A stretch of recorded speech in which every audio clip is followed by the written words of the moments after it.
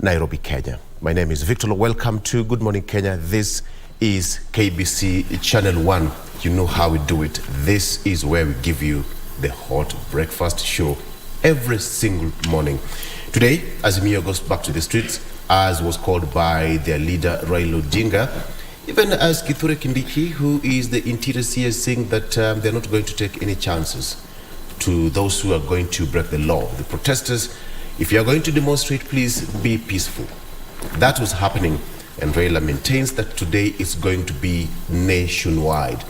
We also expect a live link from State House, where the visiting Iranian president, that is Ibrahim Raisi, is going to be visiting President William Ruto on a 3-day visit at State House there in Nairobi. That is according to the dispatch from the press secretary, Emmanuel Talam. The press is actually needed at State House at 6:30. Yes, right now. So we're waiting for that link anytime from now. All right, let's get the show on the road. Vivian is here. The Ndegwa. Did you just say the Ndegwa? The Ndegwa. It sounds like Vindigua when you say the Ndegwa. That is what I meant, and I wanted you to get in the right direction. Vivian is here. The Ndegwa. Yeah. Okay, I'll take it. My name is Vivian Ndegwa. Welcome to Good Morning Kenya. We are pleased, as is the usual, to have you on board. We are glad that you have chosen to start your morning with us. Today being a Wednesday, it is women at the forefront, and I will be joined by Irene Opondo, who is a strategic manager, and her experience in the security space spans over 7 years. We'll be talking about how she got to get into this particular space. Later on, I will be having a separate conversation on financial literacy. How well do you know your money? We will be talking more about that, as I will be joined by Joe Kirago, I beg your pardon, who is the operations manager, Sibrin Kenya, as well as Lillian Kioko, the regional manager for Cooperative Bank. You do not want to miss any bit of those conversations. Marie. That sounds interesting. How well do you know your money? How well? Marie, how do you know your shilingi? I think I do. Do you even have one in the first place? I am not going to answer that. But how well do you know yours? Vivian is going to teach us today. She's going to teach us today? Yes. Okay, I'll be tuning in. Yeah, so a very good morning to you also back at home. Thank you for making the time to start your day with us here on Good Morning Kenya. My name is Marie Yambo, and as usual, I'm bringing you all the updates in as far as news is concerned.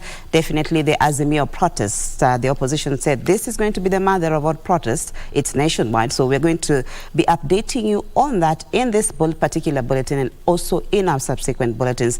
Definitely the president not taking it very, very, kindly, just cautioning those who may have the intention of causing mayhem. We'll also be bringing you details in the Shakahola mystery deaths, and also sports and business within this particular bulletin. But thank you so much for staying here with us and following up the program with us. So I want to start off with the news, where President William Ruto has warned that no one will be allowed to cause destruction of property or injuries to Kenyans going about their lives under the disguise of peaceful protests slated for today. Now, speaking in Nairobi while issuing the title deeds to Embakasi Ranching Company shareholders, the head of state said the government will not bow to pressure from the opposition to abandon its programs that he noted are geared towards creating jobs for the unemployed youths. Now, Deputy President Rigathi Gachagua further cautioned that all law offenders will be arrested despite their political status. Give us a minor kicks off our bulletin. While issuing title deed to Embakasi Ranching Company shareholders in Embakasi, Nairobi, President Ruto cautioned the Raila Odinga-led Azimio la Umoja One Kenya Alliance over Wednesday protest, saying the government will crack down on all law offenders out to cause mayhem in the country. Wamekasirika na mimi. Ati mimi nataka nichukue vijana wengi waende kazini, watakosa watu ya kufanya maandamano na kutupa mawe. Kwani kuna kijana amezaliwa Kenya hii kufanya maandamano na kutupa mawe? Mimi nataka niwaambie hawa wangwana, sisi tunawajua na tunajua mbinu zenu, na itaanguka vile ilianguka mbeleni na vile inaangukanga kila siku. So musipoteze wakati. Ruto said Azimio coalition is out to sabotage government programs, among them affordable housing, which he said will create at least 1 million jobs for their employed youths. You cannot sabotage the employment of 1 million Kenyans because of selfish political interests. Na mimi siwezi kubali kwamba tuko na nchi ambayo watu wachache wanazuia ndio watu wengi wasifaidike. I will not allow you to sabotage that plan because you have done it for so many years. This is not the year you are going to succeed. The head of state declared the death of 6 people during last Friday's protest, warning that the law will take its course. I will not allow any other Kenyan to lose their life so that somebody can satisfy his political ambition. That is not going to happen. His deputy Rigathi Gachagua further warned that those out to destroy property will not be spared, regardless of their social or political status. Kama mlijaribu kumzuia rais, mkiwa na mamlaka, mkiwa na pesa, mkiwa na polisi, mkiwa na machief, Mungu akakataa. Saa hii mko msituni, mtamsumbua huyu rais na jiagani. The DP said the police will arrest any law offender.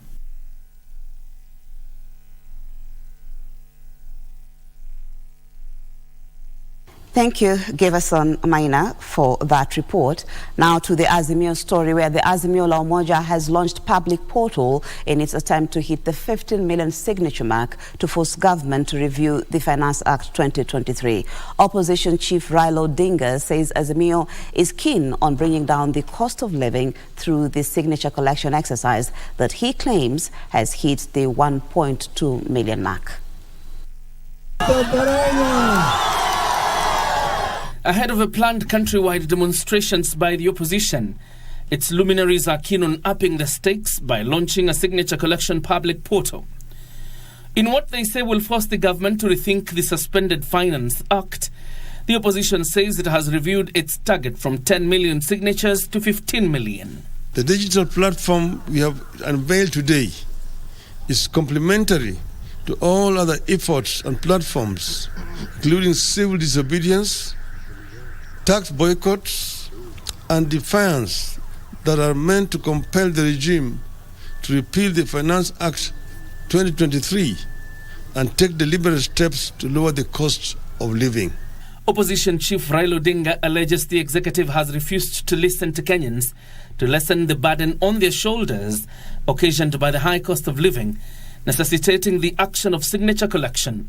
The Finance Act 2023 clearly exposed the fact that our leaders have decided to take instructions from the executive, and the executive has decided to pursue its own wishes regardless of what the people feel or say. Both the legislature and the executive have ganged up against the people, and the people have been left on their own. The opposition is insistent that it will continue with the planned countrywide demonstrations Wednesday as part of its pressure strategy, warning security agencies not to interfere. We intend to move to court and institute prosecution against individual officers who are involved in unconstitutional and illegal actions against protesters in the course of our activities. We want to ask you to cease waging warfare against your people when they exercise their constitutional rights. The fact that you have a right to present a petition doesn't mean you have a right to ask 50,000 people to storm a street or a town or, just close a road and people cannot travel. And this is, which constitution is that? Raila later visited the famous Kenyatta Market in Nairobi as he sought to rally his supporters behind the signature collection exercise.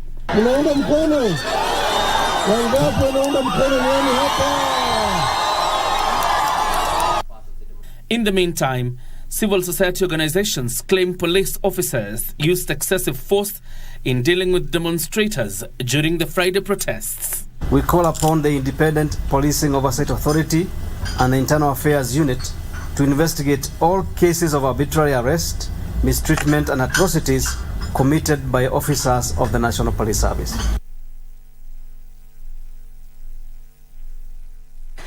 Now to the Shakahola story, where Interior Cabinet Secretary Professor Kithure Kindiki is promising decisive action against those who failed to act and abated the Shakahola deaths.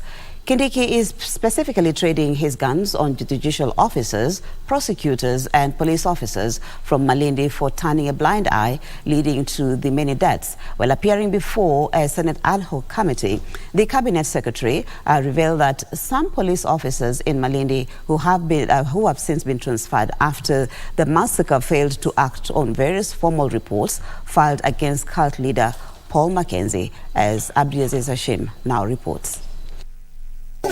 As security apparatus continue to comb the vast Shakahola forest for more bodies. Interior Cabinet Secretary Professor Kithure Kindiki appearing before the Senate ad hoc committee investigating the Shakahola massacre for the third time to shed more light on the status of the investigation. And we will not spare anybody. We will not spare anybody. The God whom they preach. But if you believe that the right way is to vote a leader, when Kenya Power goes to disconnect electricity, he chases them with a gun, then the problem is not that person, the problem is you. We are the ones who voting some very funny characters. And then we make noise. You have the power of the vote. Whom they are telling us has allowed them to do things without questions is the same God we are serving in our law enforcement. The Interior CS pointing blame at some judicial officers, prosecutors and police officers from Malindi, he says, must answer to their commission and omissions. Not the entire service, but some officers will have a case to answer, and other organs of security. I believe even the judiciary, some officials will have a case to answer. The CS says that cult leader Paul Mackenzie had run-ins with local enforcement numerously since 2017, but was always released on a cash bail despite facing terror-related charges, which should not have been the case. There are many things that the police should have done differently. There are many things that the NIS should have done differently. There are many things that the ODPP should have done differently, and there are many things that the judiciary should have done differently. So I hope you'll talk to the judiciary, because we have issues there, and we would want to respect them as our anchors of legalism and constitutionalism. The CS stating that those who slept on the job must answer for their deeds. Kindiki vowing to put in place regulations formed to guide the religious sector to avoid a repeat of what transpired in Shakahola. Tuesday marked day 2 of the 4th phase of the exhumation of bodies at Shakahola Forest, where 10 more bodies have been exhumed today, raising the death toll to 360. According to the Coast Regional Commissioner Rodo Nyancha, 95 people have been rescued from the vast land, as 37 people remain in police custody. Interior Cabinet Secretary Professor Kithure Kindiki has confirmed he will be visiting the vast Shakahola forest for the 9th time before the investigative bodies conclude their investigation into the matter. Abdiaziz Hashim reporting there.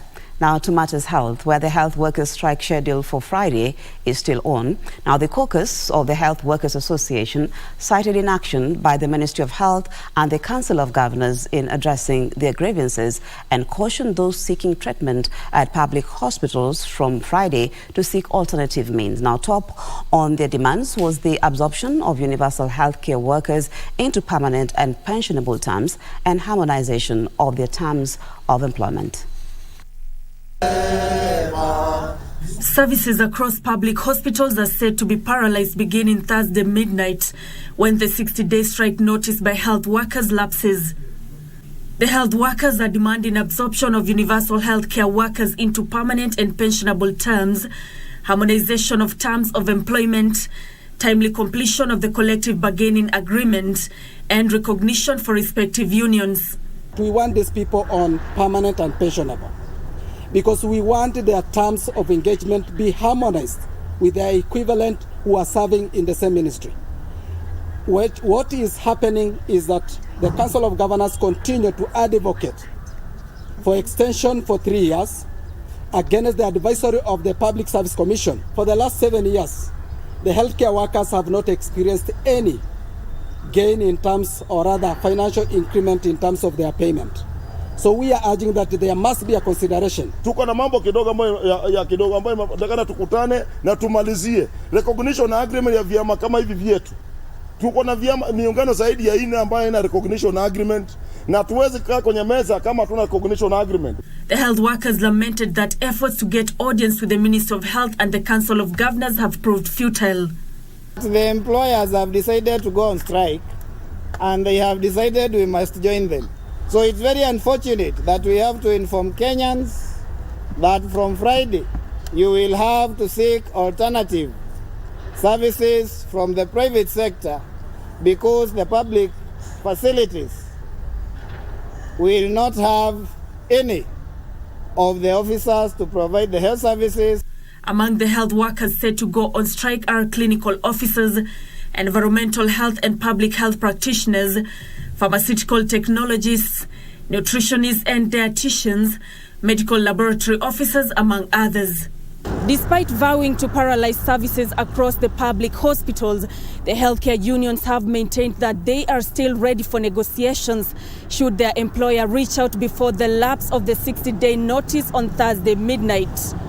Meanwhile, health workers in Machakos County have issued a 6-day strike notice demanding a conducive working environment, citing shortage of staff and stagnation in job groups. Without a serious, meaningful engagement from the same county government that we have now engaged for over 1 year plus without any tangible result, then it is unfortunate. And our members have given us a very stern warning that they shall take themselves to strike even without our command. Unapokwenda hospitalini na upati madaktari wa kutosha, basi unaketi pale kwa muda mrefu sana ukingojea huduma, na hilo si jambo mzuri. Time is up. Our members have refused. It is time to go on a strike.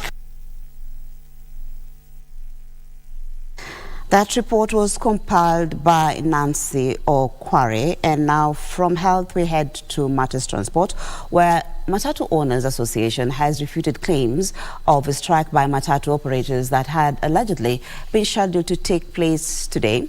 Now, however, the association's chairperson, that is Albert Karakacha, says they are working on addressing issues affecting players in the sector. He called upon Matatu operators to air their grievances to the association instead of resorting in industrial action. And what we are urging the guys who are trying to come up with a strike, they need to sit down with their employers, and the employers will be able to come up with a modality how to support them. But there is a channel of how to put everything together so that we can be able to say this is the day we are going to take, this is how much the driver should be paid, this is how much the conductor should be paid, and then we move on.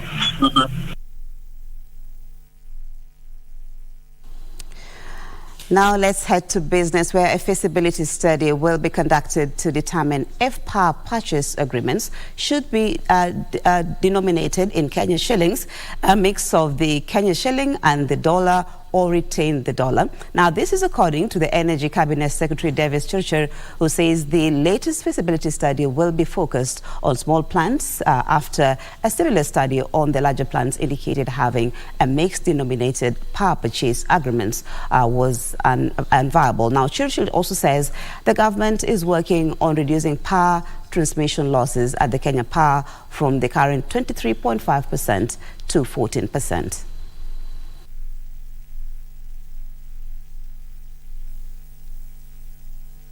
The other initiative is more external, and it's around transfer of transmission assets, payment of rural electrification scheme, deficit and settlement of the transferred transmission assets.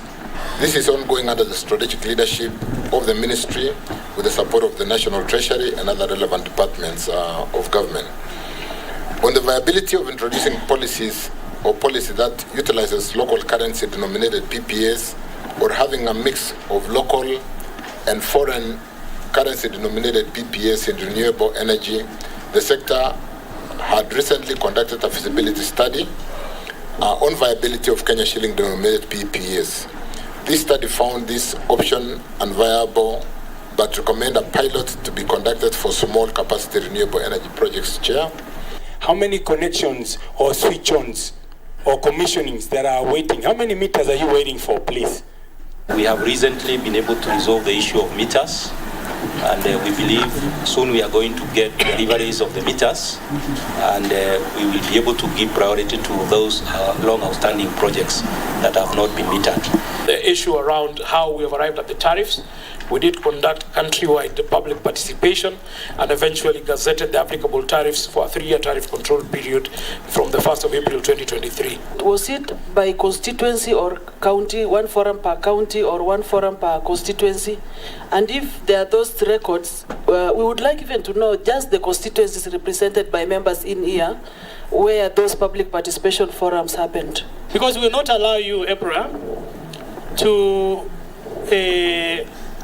make baseless adjustments on pricing structure that affects Kenyans in the name of some complicated formula that I have seen in this document. Chair, you've already guided. We will provide the record of stakeholder engagement, the notices that were put out, the invites that were given. And Chair, I do wish to confirm that we do respect this Honorable House.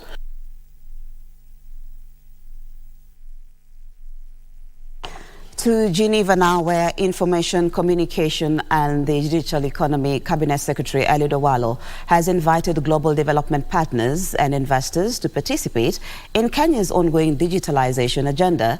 Owalo says while Kenya's digital network is ahead of several African countries, 45% of Kenyans still lack access to smart devices. Now, speaking in Geneva, Switzerland, at the 2023 ITU Council meeting, the CS said Kenya has embarked on an initiative to produce affordable smartphones to bridge the exclusion gap. Now, Owalo called on the global community to address concerns such as digital infrastructure and digital skills and cybersecurity.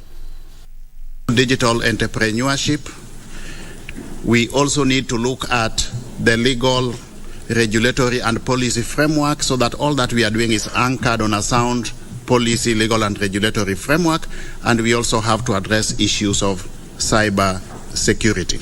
Accordingly, we are deliberately reviewing our regulatory instruments to encourage increased private sector investment and participation in ICT in Kenya, and we are also enhancing our response to cyber insecurity.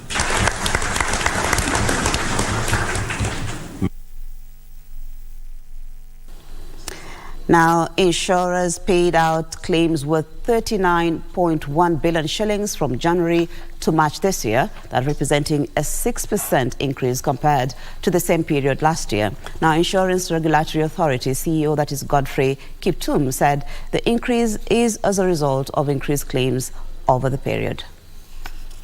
The total actionable claims from January to March this year for general liability were 140,787 claims worth 35.53 billion shillings. This was a decline in number of claims but an increase in the amount from 141,632 claims worth 35.13 billion shillings reported from October to December last year. Long-term actionable claims were 910,640 claims worth 28.19 billion shillings, an increase in number and a slight decline in the amount from 137,954 claims amounting to 29.69 billion shillings during the December quarter. Claims intimated and revived reported during the first 3 months of this year were 16,128 claims worth 3.43 billion shillings and 1.75 million non-liability claims worth 14.71 billion shillings.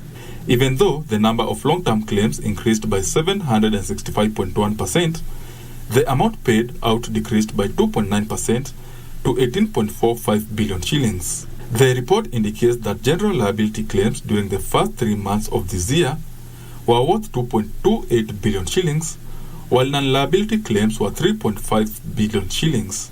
Long-term claims during the first 3 months of this year were 2,382 claims worth 169.92 million shillings. The claims payment ratio for the long-term insurance business increased to 96.2% in terms of numbers and decreased to 64.5% in terms of amounts compared to 74.4% and 65.2% during the previous quarter. That is Benson Rioba reporting. We now turn our focus to sports, where Scotland and Uruguay have arrived in the country ahead of the World Rugby Under-20 Trophy Tournament, scheduled to kick off this weekend at the Nyayo National Stadium. Now, Scotland is in Pool A alongside Uruguay, USA and Zimbabwe, while host Kenya heads Pool B, which is Spain, Samoa and Hong Kong.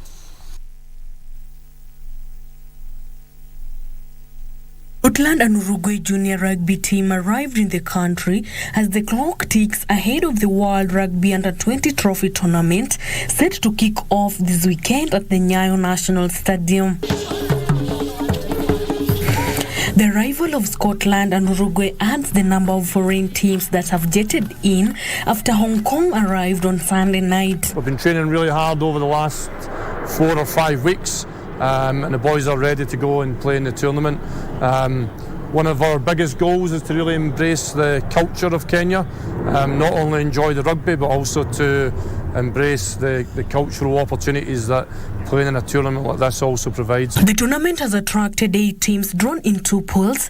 Pool A has Scotland, Uruguay, USA and Zimbabwe. I don't know, but I know that here we have some altitude, but I hope that our players are good to make a good play. While host Kenya heads Pool B alongside Spain, Samoa and Hong Kong. Each team will play 3 pools matches before a ranking match on the final day. It is the second time Kenya is hosting the Under-20 Trophy Tournament since 2009, when the tournament was known as the Junior World Rugby Trophy. Kenya finished 4th after 1917 third place playoff defeat to Chile, which remains their best Under-20 trophy finish to date. The winners of the tournament will be promoted to the Under-20 Championships in 2024. Stella Onyango reporting, and thank you very much for keeping it Channel 1. That's where we end the bulletin this morning. Good Morning Kenya still continues. Victor Lo and Vivian Degwa are still here to steer you through the rest of the program. For me, it's goodbye for now. My name is Marie Yambo.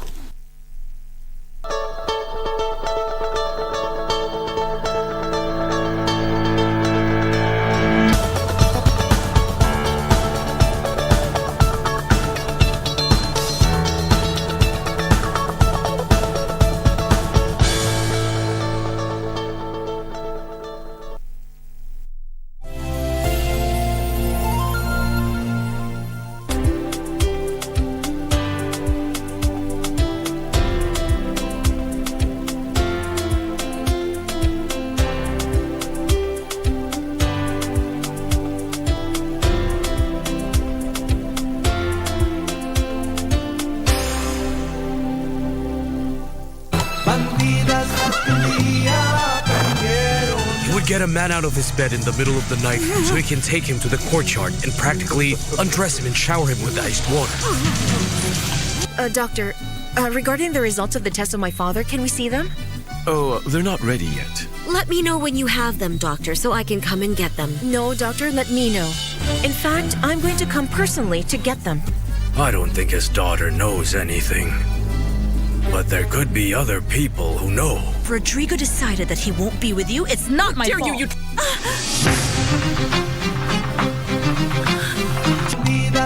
Las Malditas.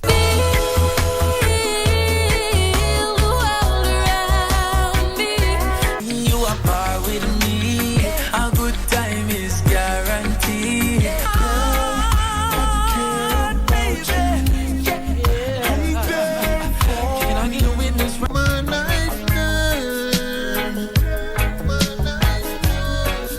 If every day we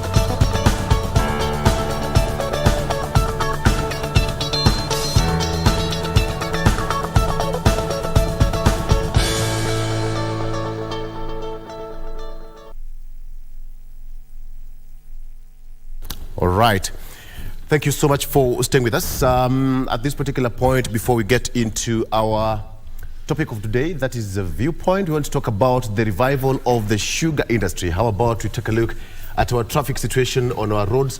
Let me start with, let me refresh, thank you so much. Let me start with Mombasa today. People in Mombasa, good morning. Thank you for always waking up with us.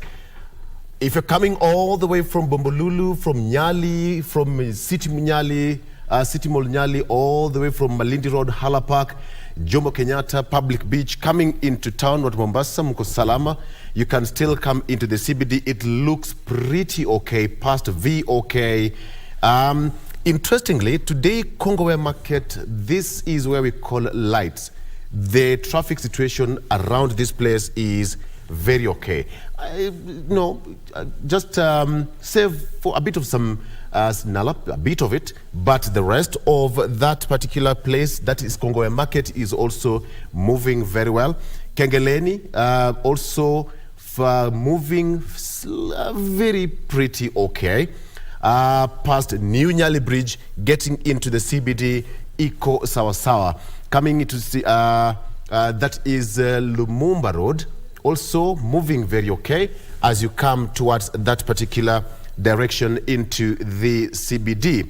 All right. How about Watua Likoni Ferry Channel? If you're coming all the way from Mwembe, that side of Tononoka, down into the CBD, of course, now you're coming towards the side of Likoni Ferry, also moving pretty fine. The moment you cross into Likoni Channel, Likoni Ferry crossing that point is also okay. So Watu Mombasa, you are good to go. And of course, moving all the way from that side of Biritini, coming onto the CBD from Bangladesh, joining the Makupa Coast Bridge, kila kitu looks very okay in Mombasa. Okay, let's cross over to how the traffic looks like here in Nairobi. Very well. It's all green. Let me just give you an overview of how it looks like. Now that is Nairobi. Zoom in. That is how it looks like. When you see the roads completely green, then it means it's clear. That is what I can say as at now. The most notorious position is always Thika Road. So today, interestingly, Thika Road is always a mess. Look at how it looks like. Okay?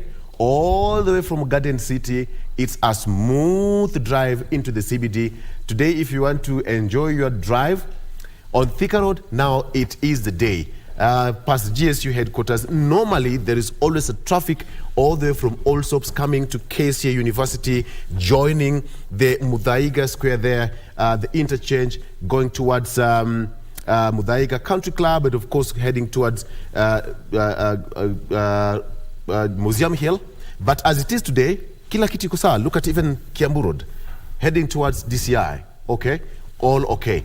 Today, it's a good day for people living along Thika Road and using that route. That is as far as Thika Road is concerned. And finally, how about Langata Road? Also perfect.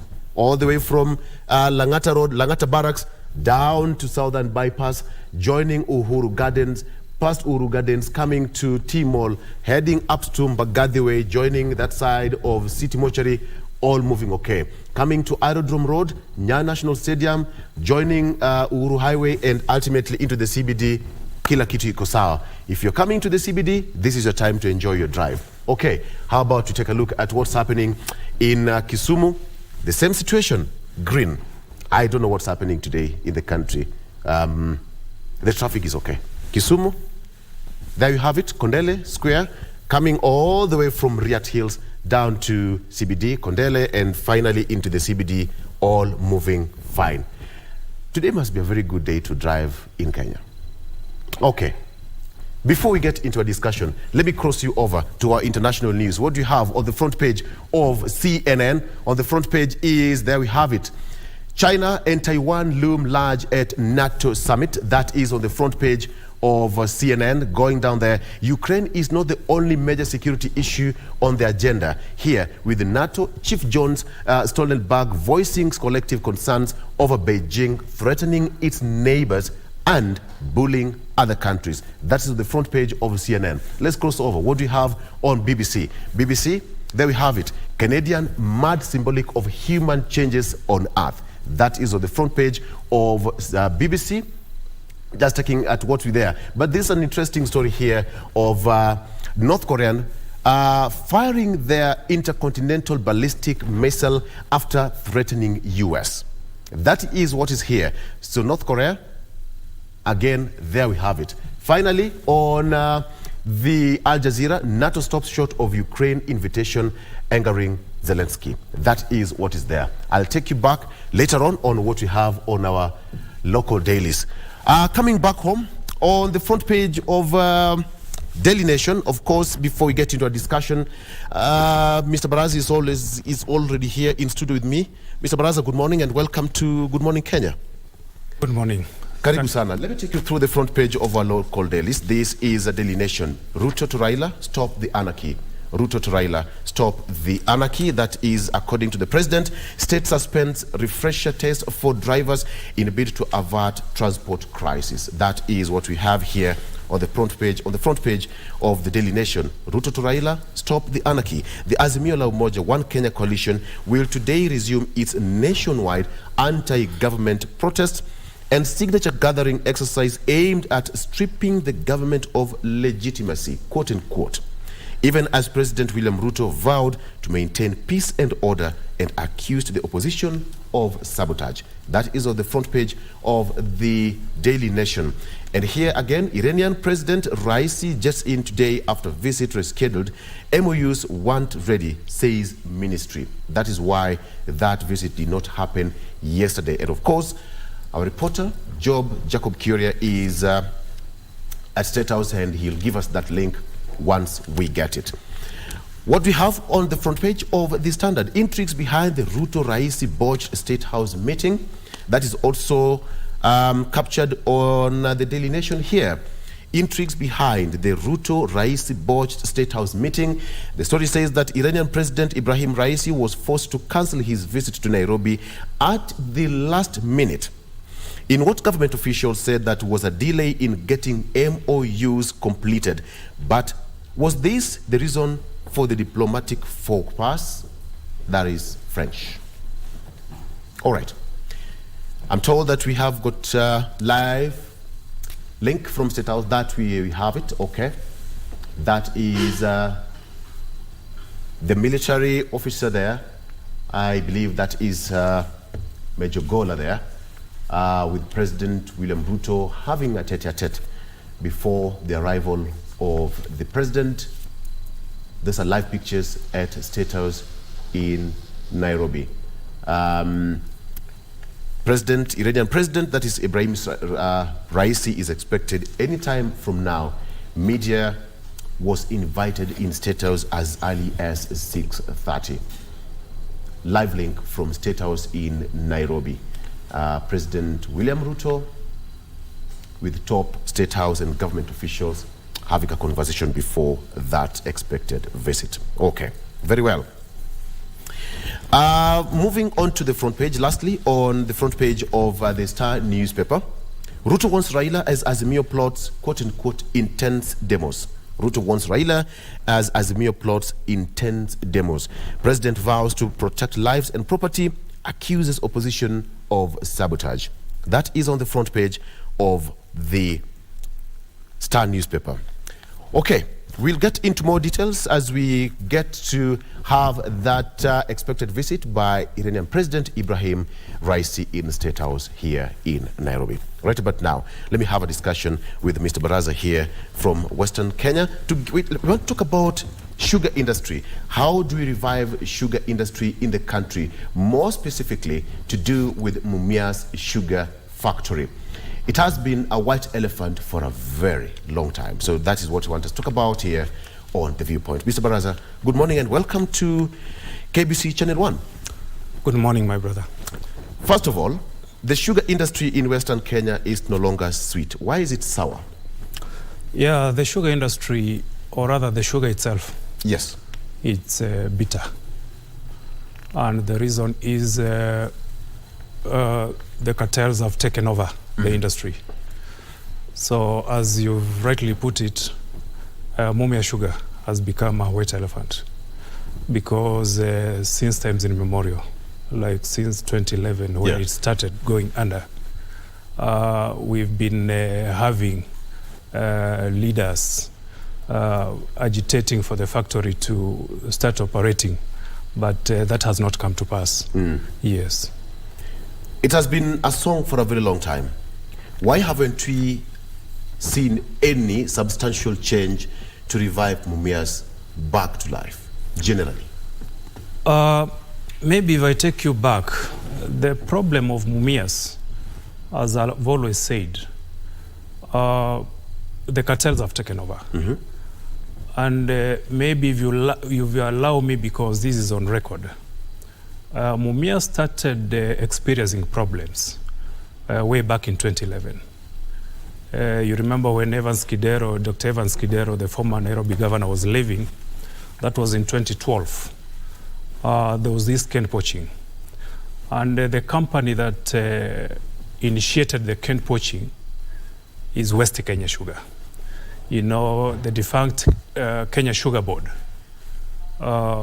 gave West Kenya Sugar a go-ahead to put up a weighbridge in a zone which was under Mumia Sugar, that is Busia. And you see, Busia County is the backbone of Mumia Sugar. So actually, cane poaching contributed a lot to the downfall of Mumias. It's not the way people put it, that money was stolen. I'm not refuting the fact that money was stolen, but that is not the main problem, because Mumias produces quite a number of products. We have ethanol, which is key. Yes. We have power, of course, the white sugar. We have molasses and water. There's no way Mumias would have gone under. But you see, where I blame the government, because being a 20% shareholder, I think it slept on the job. Because if it would have acted swiftly and curb the cane poaching menace, I think Mumias would not be where it is now. Yeah. Because it allowed West Kenya to wreak havoc on Mumias. Thus now Mumias had nothing to crush, and you see the debts were really going up. And of course, politics also played a key role. Yes. Because leaders had different interests. Because one would come with his person of choice, maybe to lead Mumias, and that's how Mumias finds itself where it is. Yes. Mr. Barroso, anytime you talk about Mumias Sugar, the only problem the one thing people usually see is one vibrant industry that all of a sudden collapsed and no longer works. And since then, it has been politics, promises, bailouts, privatization, etc., etc. At what point can we simply say that Mumias Sugar is going to come back to life, or seeing the situation as it is right now, people are suffering? Okay? But before we answer that question, again, those are live feeds. There's a live feed from State House. I believe the president, Iranian president, has arrived at exactly 7:15 a.m. Received by his host, President William Ruto. Of course, there is that military parade for him that is required to inspect. Iranian President Ibrahim Raisi here in the country. He was expected yesterday, but the visit was cancelled at the last minute, and there are some intrigues behind that.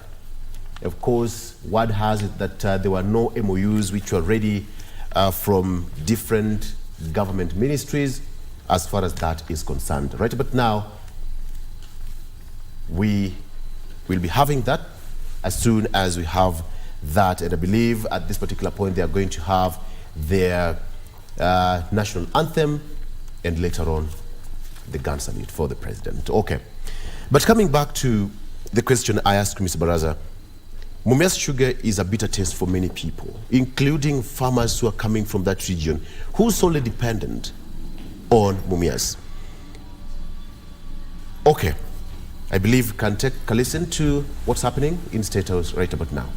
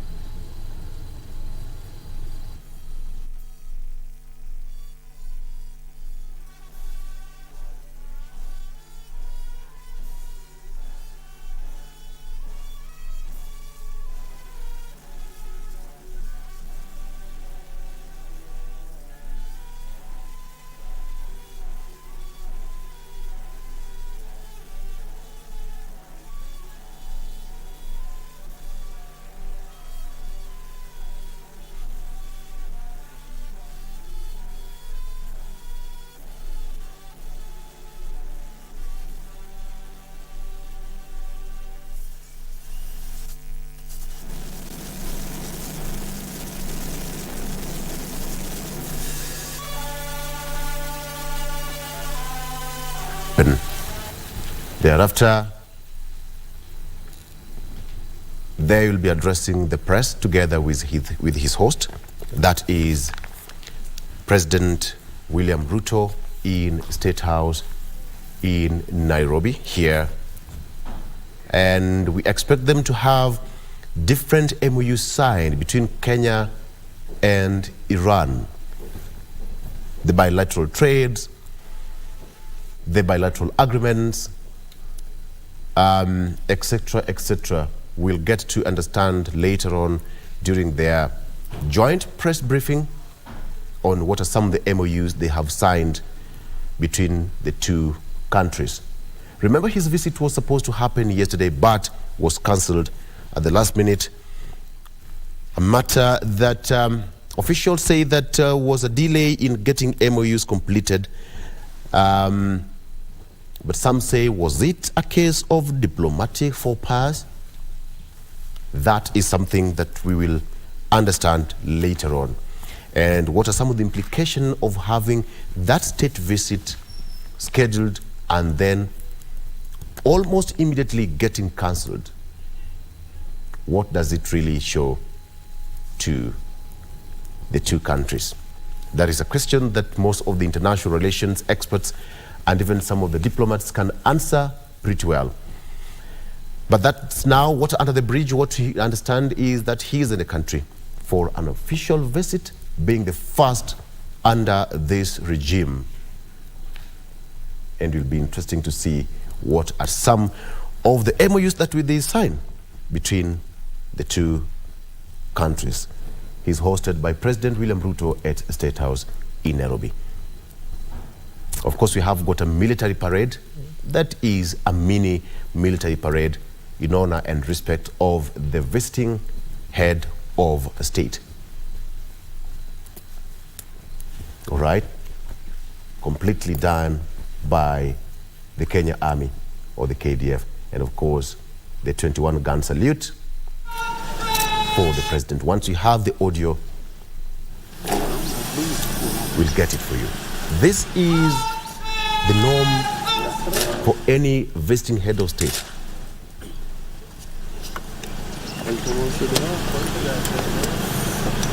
That is what we call it.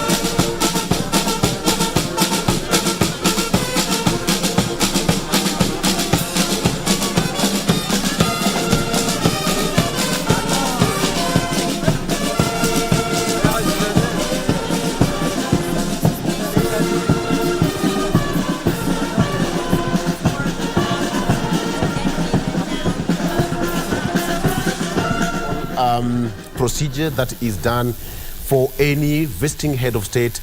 We've seen the president of Iran, that is Ibrahim Saisi, being received by host President William Ruto at State House here in Nairobi. Thereafter, he inspected that military quarter guard in honor of him visiting here. And of course, the two countries' national anthems also played. That is the norm to any visiting head of state. What we've seen is they've just now walked in for a brief meeting, and of course, signing of that guest book and having a chit-chat before they come out and address the media on what we should expect. All right, our reporter, Jacob Kiora, is in State House and will give us more details as and when we receive them. All right, let's come back to our discussion here in studio with Mr. Baraza, Joseph Baraza, who is the chairperson of the Western Development Initiative Association, and we want to delve specifically on matters Mumias Sugar. You know, anytime you talk about Mumias Sugar, one thing that really goes through your mind is the ripple effect to the farmers as we speak, from 2011 up to this particular point. Please, just before we get into that, paint for me a picture on what really the situation is on the ground. Okay, personally, I've been there, but to any person who's not been there, paint for me a picture on the situation. Thank you very much. To be honest, the situation in Mumias right now is pathetic. Yes. Like, there's no life. You go to Mumias, the town is literally lifeless. But maybe before we go to that, before you went to live streaming at State House, there's a question you had asked about maybe what has made Mumias to arrive at this point. Allow me to say that our Western leaders, they have a share of blame. And why am I saying this? You know, these are leaders that have been using Mumias as a platform. Whenever they want to campaign, they would always use Mumias as a platform. The reason, they will not, most of them, they will not allow Mumias to roar back to life. And a good example, I was just saying the other day, we were hosted on your sister radio with the Mheshimiwa Salasia, who is the area MP. Because you remember that the person, the MP that Peter Salasia replaced, that is Benjamin Washari. You know, the reason he did not vie is not because the guy is old that he retired. No, it's because of Mumias. Because he had lied to his own people for far too long. So I think he foresaw that he will not be voted back. So I think our leaders also have an equal share to blame. You remember in 2013, Western Development Initiative Association, WEDIA now, we went to Parliament. We petitioned Parliament just to come in and see how best they can save Mumias. So you remember that petition was played around with the MPs. And in fact, the same Benjamin Washari is the first person who rose on the floor of the House to oppose the petition. Until the then Speaker, the Attorney General, Justin Muturi, he had to stand firm and directed the Agriculture Committee to debate the petition. A report was made. Yes. You had the MPs were being bought right, left, center. So I think Mumias, if our leaders could just come together, I think Mumias would have some hope. But from the look of things, if we don't unite to speak one language, I think the life of Mumias is at risk. And you see, who is to suffer here is the farmers. Because you remember, before the cane poaching menace, Mumias was controlling half of the market. But now, Mumias is no more. But you see, my brother, what pains me a lot, maybe coming to that, Mumias is no more. Mumias is dead. It's only that we are fighting up and down to see that Mumias revives. But you see, there's a lot of sugar in the market. And who is doing this? Allow me to take you back in 2018. In 2018, government raided godowns. Among them was pan paper, where sugar worth more than 250 million was recovered. And who owns pan paper? No, pan paper is the same guy I was talking about, Jason Trai, the owner of West Kenya. Because this is the guy who is in the center of all this mess. Because one, he owns four sugar mills in Kenya. That is Sukari in Thiwa, Olepito in Busia, where I come from. We have West Kenya in Kabras, and of course, the new entrant, the Naitiri. So in 2011, when he first applied to put up a weighbridge in Busia, remember I told you Busia is the backbone of cane supply to Mumias. Kenya Sugar Board rejected his application on the ground that the guy had West Kenya. Already, he had been issued with a license to put up a factory is in a place called Bilibili in Bungoma. So on those grounds, Kenya Sugar Board knocked West Kenya out. On the same grounds, the reason now I want you to connect why I'm saying that the cartels have taken the sector hostage. Yes. And the lead cartel in this matter, because it's not secret, it's in the public domain, is one Jason Trai, because he controls the sector. When, remember, Mumias was under receivership, Mr. Rao. So West Kenya was among the companies that had shown interest. But he was knocked out on the basis that he controls almost half of the market, the sugar market, and he has 4 factories. And what's the problem with that? Because if he would have been awarded, then that's automatically leading to monopoly. Yes. Yes. Because remember, he's controlling 41%. Yeah. So adding him Mumias, then that is like now we are giving the whole sector to just what? Yes. The reason he was knocked out. But now, I always say, I've been saying, this fight is not about Jaswant and his brother, Sarai. That is Sarbi Rai of Sarai Group. This is a Ugandan company. It's not about the fight between the two brothers. This is a fight between Jaswant Rai and Mumias. Okay. Who revives Mumias? So for Jaswant, he wants to control the sector. Yes. Remember, right now, if you went to supermarkets,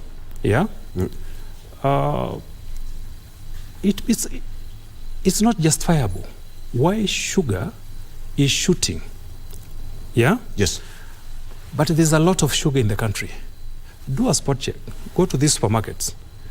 You will find that the shelves are dominated with one brand. And if there are two, then they all belong to one person.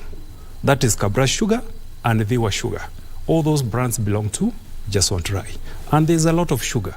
Remember, as we speak, there's no sugar cane, because we are still operating below capacity, because I think our production now has declined. From in 2011 we had a deficit of 200 metric tons, but as we speak, I think the deficit has risen to almost 500,000 metric tons. Okay. But remember, the shelves are full. There's a lot of sugar in the country. I'll talk about that, because I mean, when you talk about infiltration of sugar, we have got plenty of sugar, as you say, but this has also been blamed on the importation of sugar from outside the country. Remember, we had sugar importation from Italy. Yes. Uganda has also been accused of importation of sugar. Some of the farmers say that they don't want sugar to be imported from other countries, and yet we have sugar in the country. What have you done to stop this as an association? I've told you that we petitioned. Yes. And there's a report to that effect. Crisis facing the sugar industry in Kenya. There's a report. It was adopted. The report is lying there. So it has not been implemented. Yes. So everything was captured. Because even as we speak, because not only sugar, even some factories have gone to an extent of even importing sugarcane, from the neighboring countries, because there's a factory which I'll not name because we have an issue with it. It has taken me to court because of that. It leaves the farmer. It ignores the farmer. Yes. Crosses the border, buys sugarcane, and leaves the sugarcane in Kenya to dry in the shambas. Why? Because it's cheap. Okay. The point here is cheap. Because these are shrewd businessmen. Because for one, this is sugarcane that is cheap. Yeah? Why would you then go for sugarcane that is locally planted? You better go for the cheap one. But this could be because of the ripple effect, the cost of production. I mean, talk to the farmers, they tell you the cost of production, the farm inputs, now making them to raise their sugarcane prices. That's why someone would opt for going for sugarcane across our borders. But you see, if you are given a license to serve the farmer, why would you cross the border to go and look for sugarcane outside the country and ignore your farmers? Is it sabotage? Yeah, that is sabotage, yes. And the reason we are saying, there is a bill now. There's a bill in Parliament. This is the sugar bill of 2022. I think for me, what I would really plead with government, especially our good President William Ruto, is to whip his MPs, who are the majority in Parliament, to pass that particular bill. That bill has very good stuff in it. But one thing I've come to understand is that, again, the same cartels, they have held Parliament hostage because they want to remove some clauses that are beneficial to the farmer. So I think, to me, what will save the sector is not about us coming to the studio and talking about sugar, but for that particular Why haven't you called out politicians? Because you've correctly put it that it's about politics that has made Mumias to drop under. But why haven't you called out the politicians and said, you know what, gentlemen, you have to stop this? The president was in Western a month or so ago, and he promised that he's going to do something about it once and for all.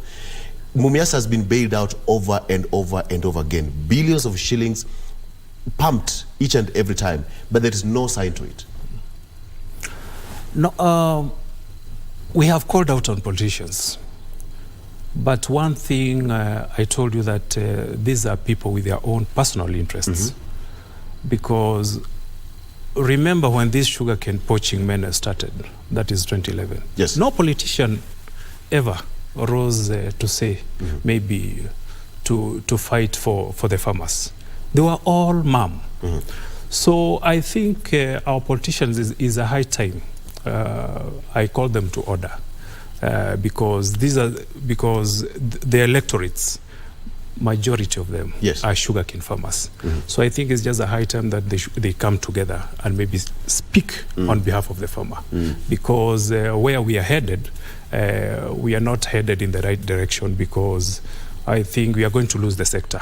And all what we'll be seeing is sugar importation, nothing else. Because that is the end game. Because that is the end game. When you approach Mumias town and you just drive past the main gate of Mumias sugar industry, that particular area was completely flooded with sugarcane years ago. As you approach, the junction heading to Busia and towards the entire region was a sugar belt. But as it is, a lot of farmers have actually opted for other methods of farming now. They've opted to do either maize plantations right now. There is a situation where Mumias sugar will come back to life.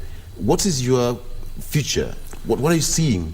No, Mumias sugar can still come back to life, and I'm optimistic that will still come back to life.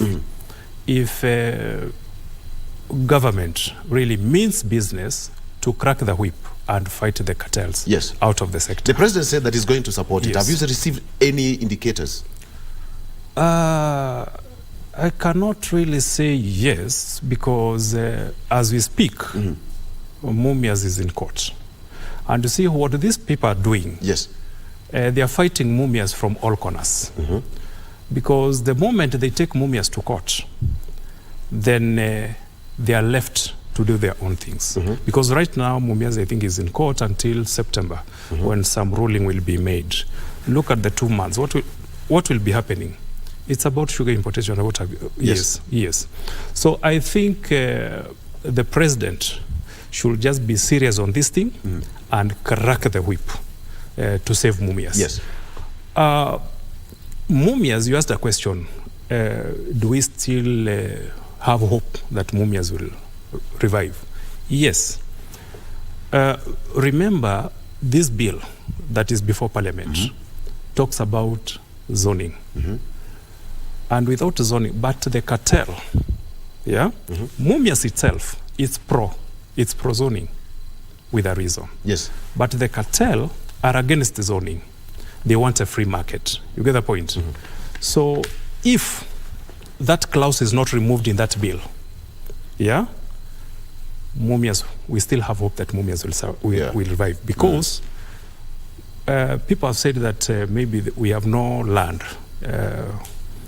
Land is there, because in 2011, when Kenya Sugar Board was doing its survey, Busia alone, where I come from,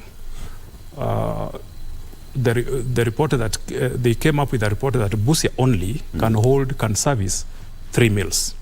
So as we speak, Busia has 1 mill. And you see that was the backbone of Mumias. So this particular clause that I'm talking about, the zoning clause, it's very important, because it was borrowed from the Oparanya task force, because it talked about the zoning. You know, it's different from the previous zoning, which was zoning per miller. But this particular one, you know, it is divided into 2 clusters, the upper western and the lower western. So Mumias falling under lower western, so it's only zoning that can make Mumias revive. But without that, because, you know, this guy has muscles, he has 4 factories, as I said. So you leave the market to be free, then he will mess up Mumias. It's like, my dear brother, you've got 2 sons, One is sick and emaciated, The other one is healthy. Then you put their food for these two children to feed from the same plate. What will happen? Of course, the healthier one will finish food even before this, as this one struggles to catch up. And that's the situation we find Mumias in. Mumias is a sick child. So let us pass the bill with that particular clause of zoning, so that Mumias falls under the lower western, because, you know, it went all the way to Siaya. With that only, Mumias will survive. Mr. Baraza, a few months ago, Kenyans woke up all of a sudden and found Mumias sugar on our retail stores. And you're saying that Mumias is dead. Where did this sugar come from? No, branded Mumias. That is not true. That is not true. Mumias is not functioning, and there's no Mumias sugar. Personally, I have seen Mumias sugar here in Nairobi. Tell me, after this show, I'll go straight to that particular supermarket you're talking about to see whether there's Mumias sugar. There's no sugar. There's no Mumias sugar. What is happening, this is a smear campaign. In fact, I came across that picture, that photograph. It is one that was making rounds. I saw that personally. What did you see? The sugar or the photo? The sugar itself. Which supermarket? Because I've gone to this. Name you cannot. Name withheld. But personally, I saw. That's why I asked. A few months ago, like 2 months old, around few months ago, we had some packets of sugar across. Then all of a sudden, it disappeared. Because for me, you know, the question that has been raised is about, you're the first one telling me that, but the question I've been asked is about the pictures that have been making rounds. You see? Yes. But you will find that the same picture, I saw it on Twitter, I saw it on Facebook, I saw it on Instagram, the same picture, not two. So this is a smear campaign to taint Mumias as maybe not being able, or the investor behind Mumias not being able to revive Mumias, but his plans is to repackage. Okay. But I told them this. In 2018, government raided Pan Paper. We have a clip to that effect. Why can't they also raid that particular joint where Mumias sugar is being repackaged? Yeah, to compare. Because this is a smear campaign, just to taint this guy as not being able or not being serious about Mumias sugar. Yes. There's a day I had an interview with Governor Fernand Baraza, sometimes in March, and he said that his government is very keen on reviving the sugar industry itself and to support farmers. Have you had any discussion with the Kakamega governor? No, we have not had a discussion with him, but what I know is that he's supportive. Yes. Yeah, he's behind Mumias. He really wants Mumias to roar back. But you see, the problem here, and this one we must point it out, the problem here is one person. And this person is none other than West Kenya. That one I can say in black and white. Because this guy wants Mumias at all costs. And I'm repeating this. It's not about Sarbi, the brother. This is about Mumias. You know, Mumias dying, it's good for him. So Mumias would rather be in his hands, but not somebody else. Because the moment Mumias roars back, then he's done. Because his sugar importation will come to an end. And so how has privatization made or hastened the collapse of Mumias? No, I cannot say that privatization has heightened the collapse of Mumias. No. But, you know, let's not beat around the bush. Mumias has only one cure. Only one cure. You tame just one try. Remember, this guy controls the sector with 4 sugar mills. With 4 sugar mills. And he wants Mumias in his hands. So the moment we tame him, then Mumias will survive. It's not about privatization. No. This thing started way back in 2011. Because this cane poaching menace I'm talking about, it was initiated by West Kenya for the main purpose to deny Mumias raw material.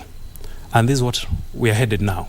The moment Mumias is wiped out of the scene, yes, then we are left with West Kenya. Yeah. Let's talk about cane poaching.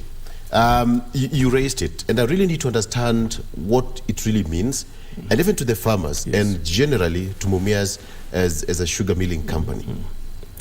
No, cane poaching is a situation whereby a farmer is contracted to a specific miller. Yes. But now a miller who does not want to go an extra mile to do what we call cane development, he finds it easier to go to a farmer just because a farmer out there maybe is hungry, for quick money. And maybe his cane is not even old enough. So he ends up buying that cane, not taking into consideration that this is contracted cane. Yes. That is what we call cane poaching. And that's what has brought Mumias to its knees. Not about the theft that we are talking about. No.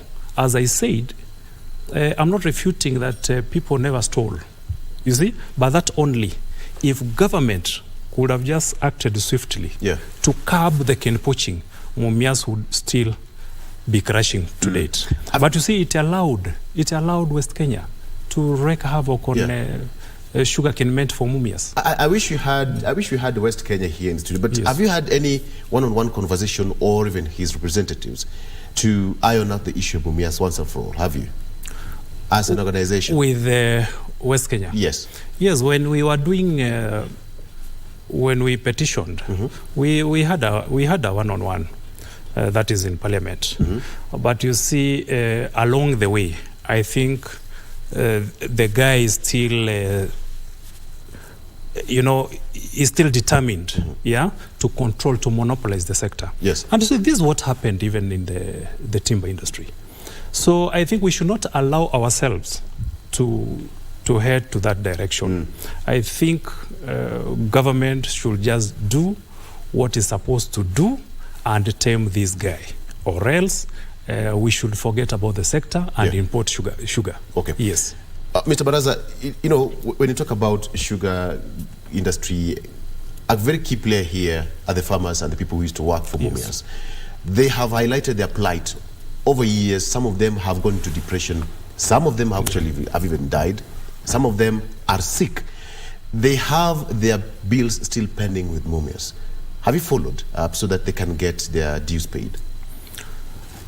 Yeah, there's that case. Yes. We are trying to talk with the management to see that. But you see now the problem.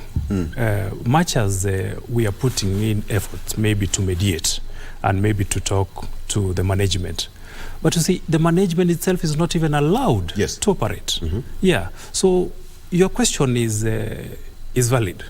So I think government should do something just to make sure to support this guy. Let Mumias operate, because there was this issue of there's no way we can be talking about maybe former employees to be paid when Mumias is not even allowed to operate.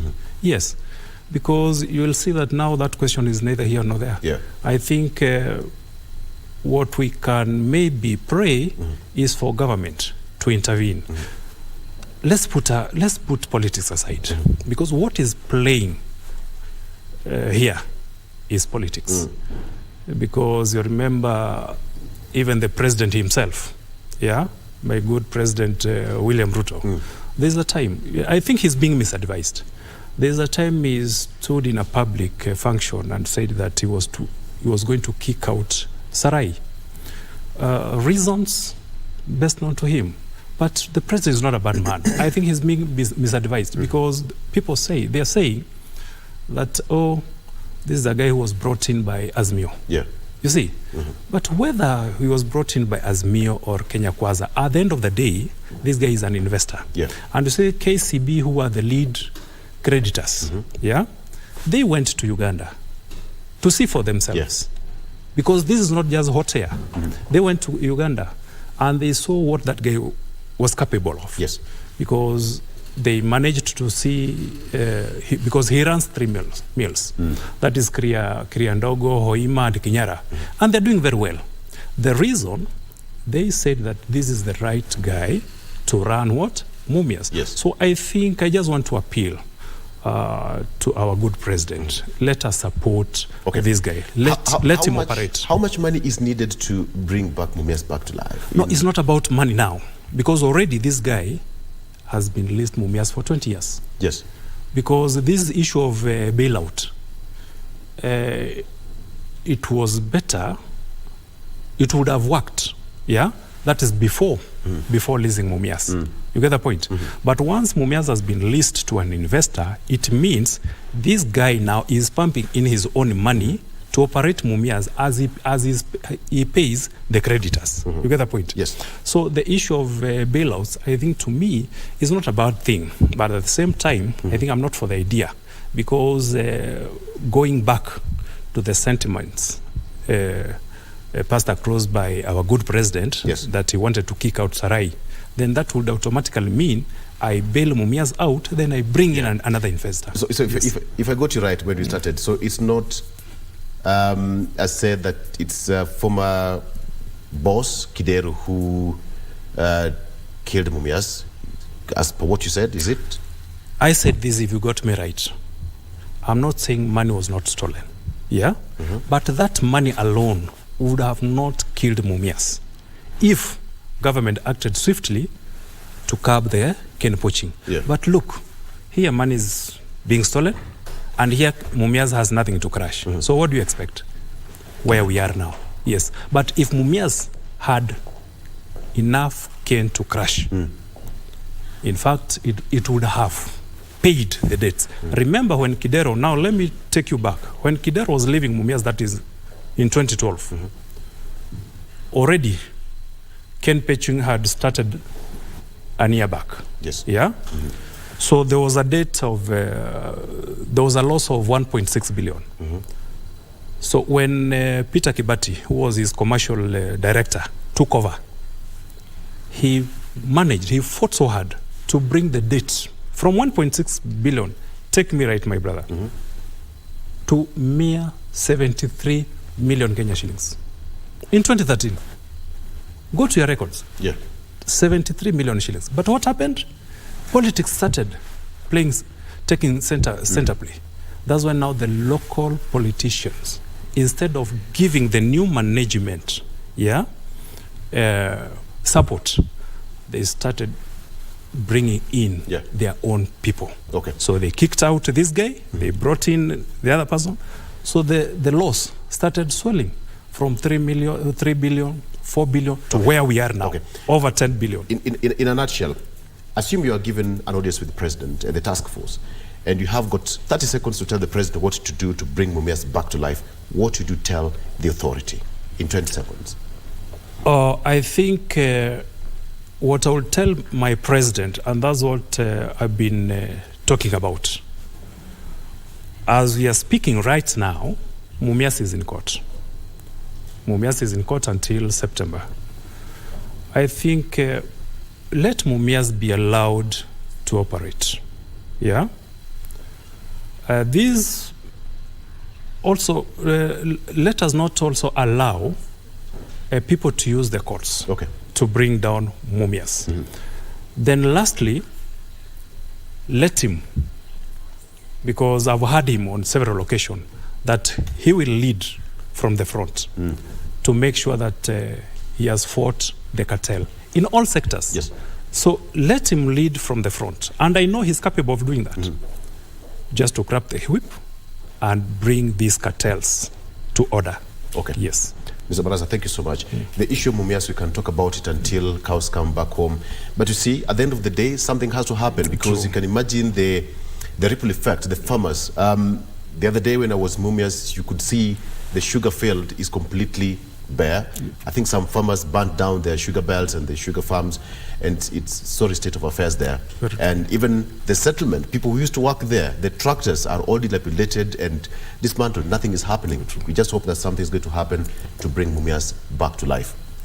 That is the sour state of Mumias Sugar Factory. And of course, it's also affecting other companies. We have got Kibos Sugar, we have got Miwani, we have got Muhoroni, and so far we need to do something. And the president is quite categorical that he's going to make sure that industrialization is working the country. Let's take a break. When we come back, we are still waiting for that link from State House. Remember, the Iranian president is visiting right now. They're still holed up in a meeting with his host, President William Ruto, in State House. That is Iranian President Ibrahim Raisi visiting the country for a 3-day visit. We have got MOUs to be signed and other bilateral trades also be signed. Let's take a break. When we come back, Jim Kane continues after this. Stay with us. Good morning. Thank you. Thank you.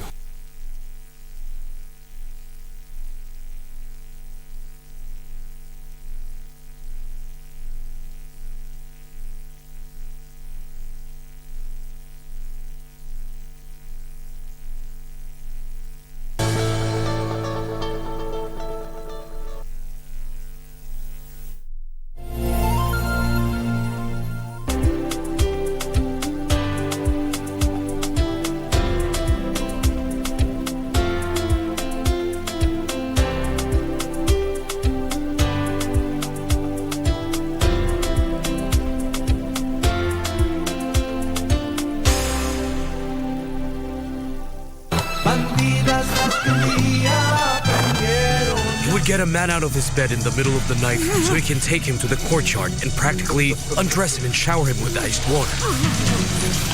Doctor, regarding the results of the test of my father, can we see them? Oh, they're not ready yet. Let me know when you have them, doctor, so I can come and get them. No, doctor, let me know. In fact, I'm going to come personally to get them. I don't think his daughter knows anything. But there could be other people who know. Rodrigo decided that he won't be with you. It's not my fault. You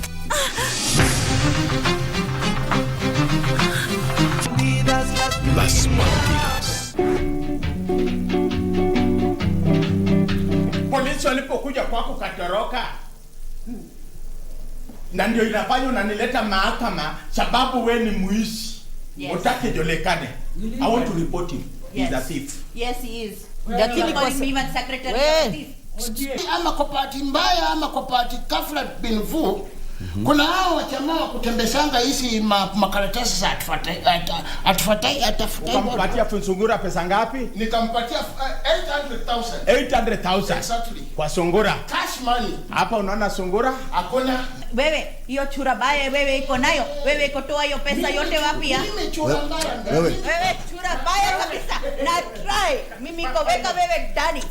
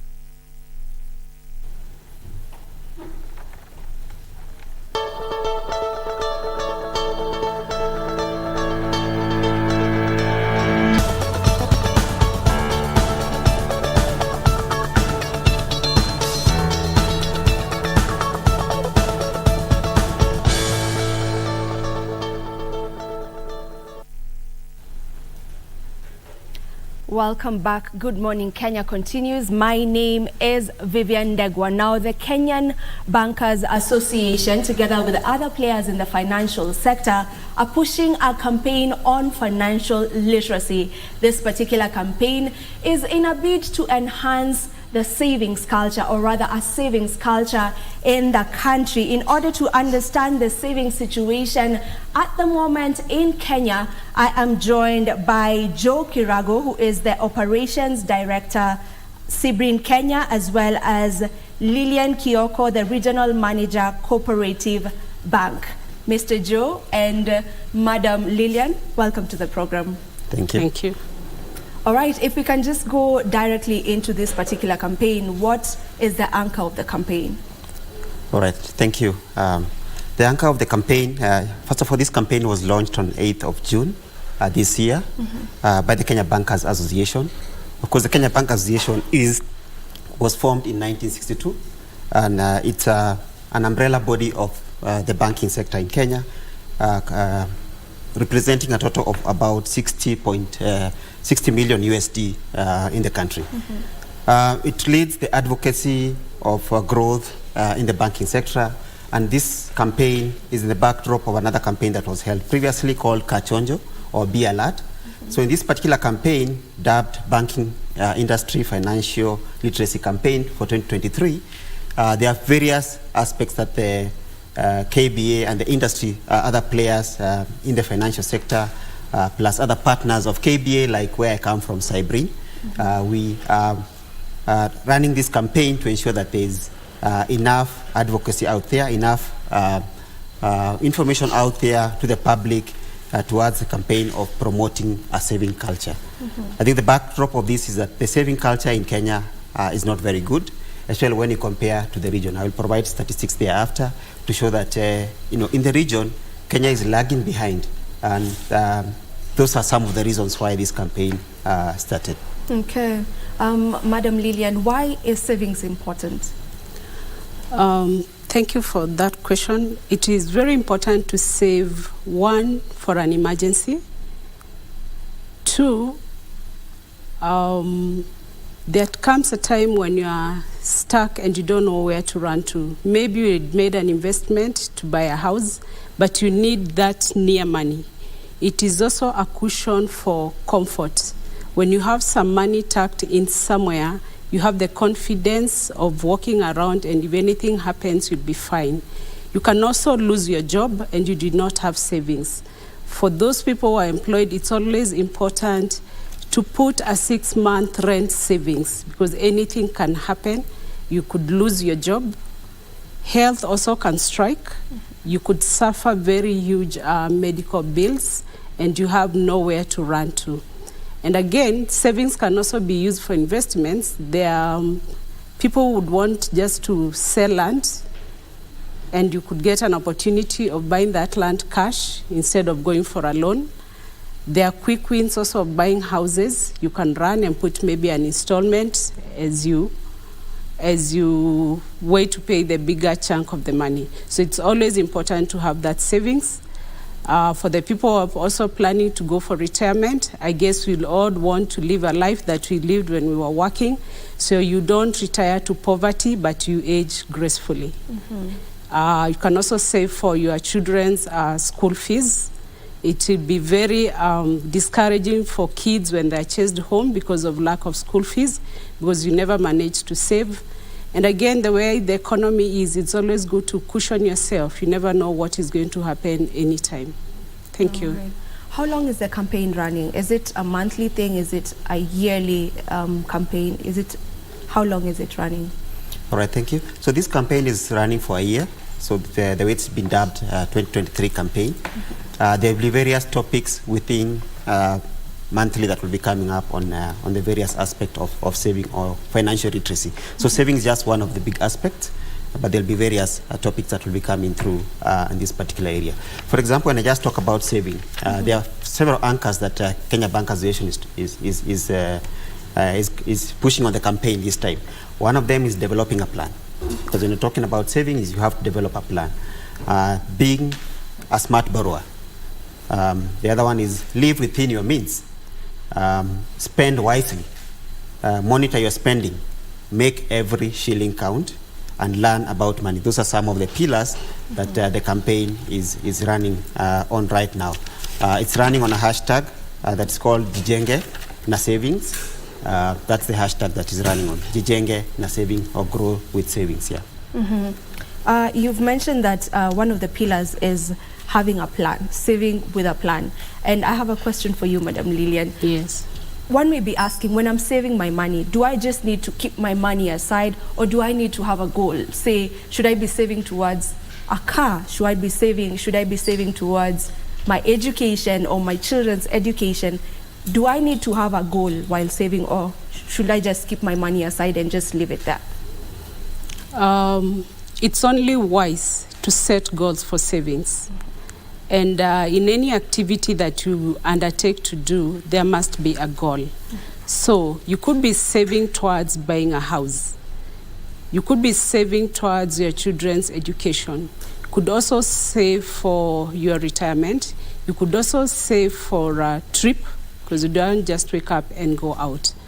So you can do your calculations. Let's say your child is starting class 1. How much fees will be needed in the next 1 year?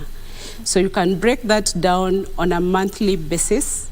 That is if you get a salary.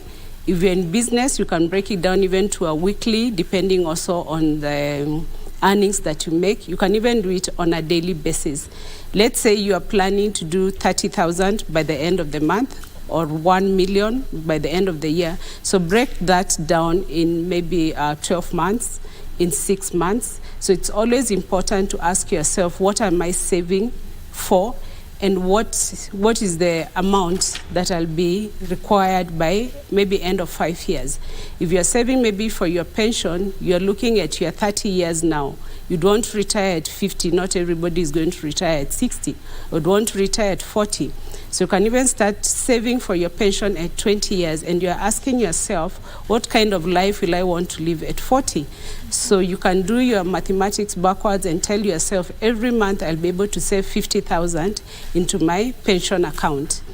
The other way is also saving. You can invest and build a house, and know by the time you're retiring, that rental income is going to be your savings, and that's what you're going to live on.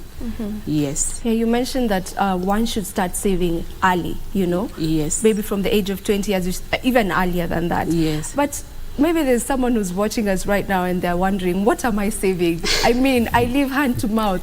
So where's this money coming from? How am I saving money that I don't have? That's true, but I think it's all in the mind. Why am I saying it's all in the mind? We say we live from hand to mouth, but there's a space between the hand and the mouth. You're even earning 100 shillings. Let's talk about even the people in the construction sites. You're earning 200 shillings. Let me even take the worst case scenario and earning 100 shillings. You can decide in your head, I'll start saving even 10 shillings. 10 shillings a day, and you work 6 days. Sunday is a Sabbath day. That is already 60.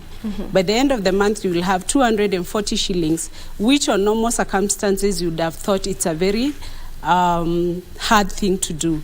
But you start small. We all save differently because our incomes are different, and even our goals are different. So it's all in the mind. And I think why we do not save is this issue of procrastination. I am earning 100 shillings today, so I start telling myself when I start earning 150, I will start saving.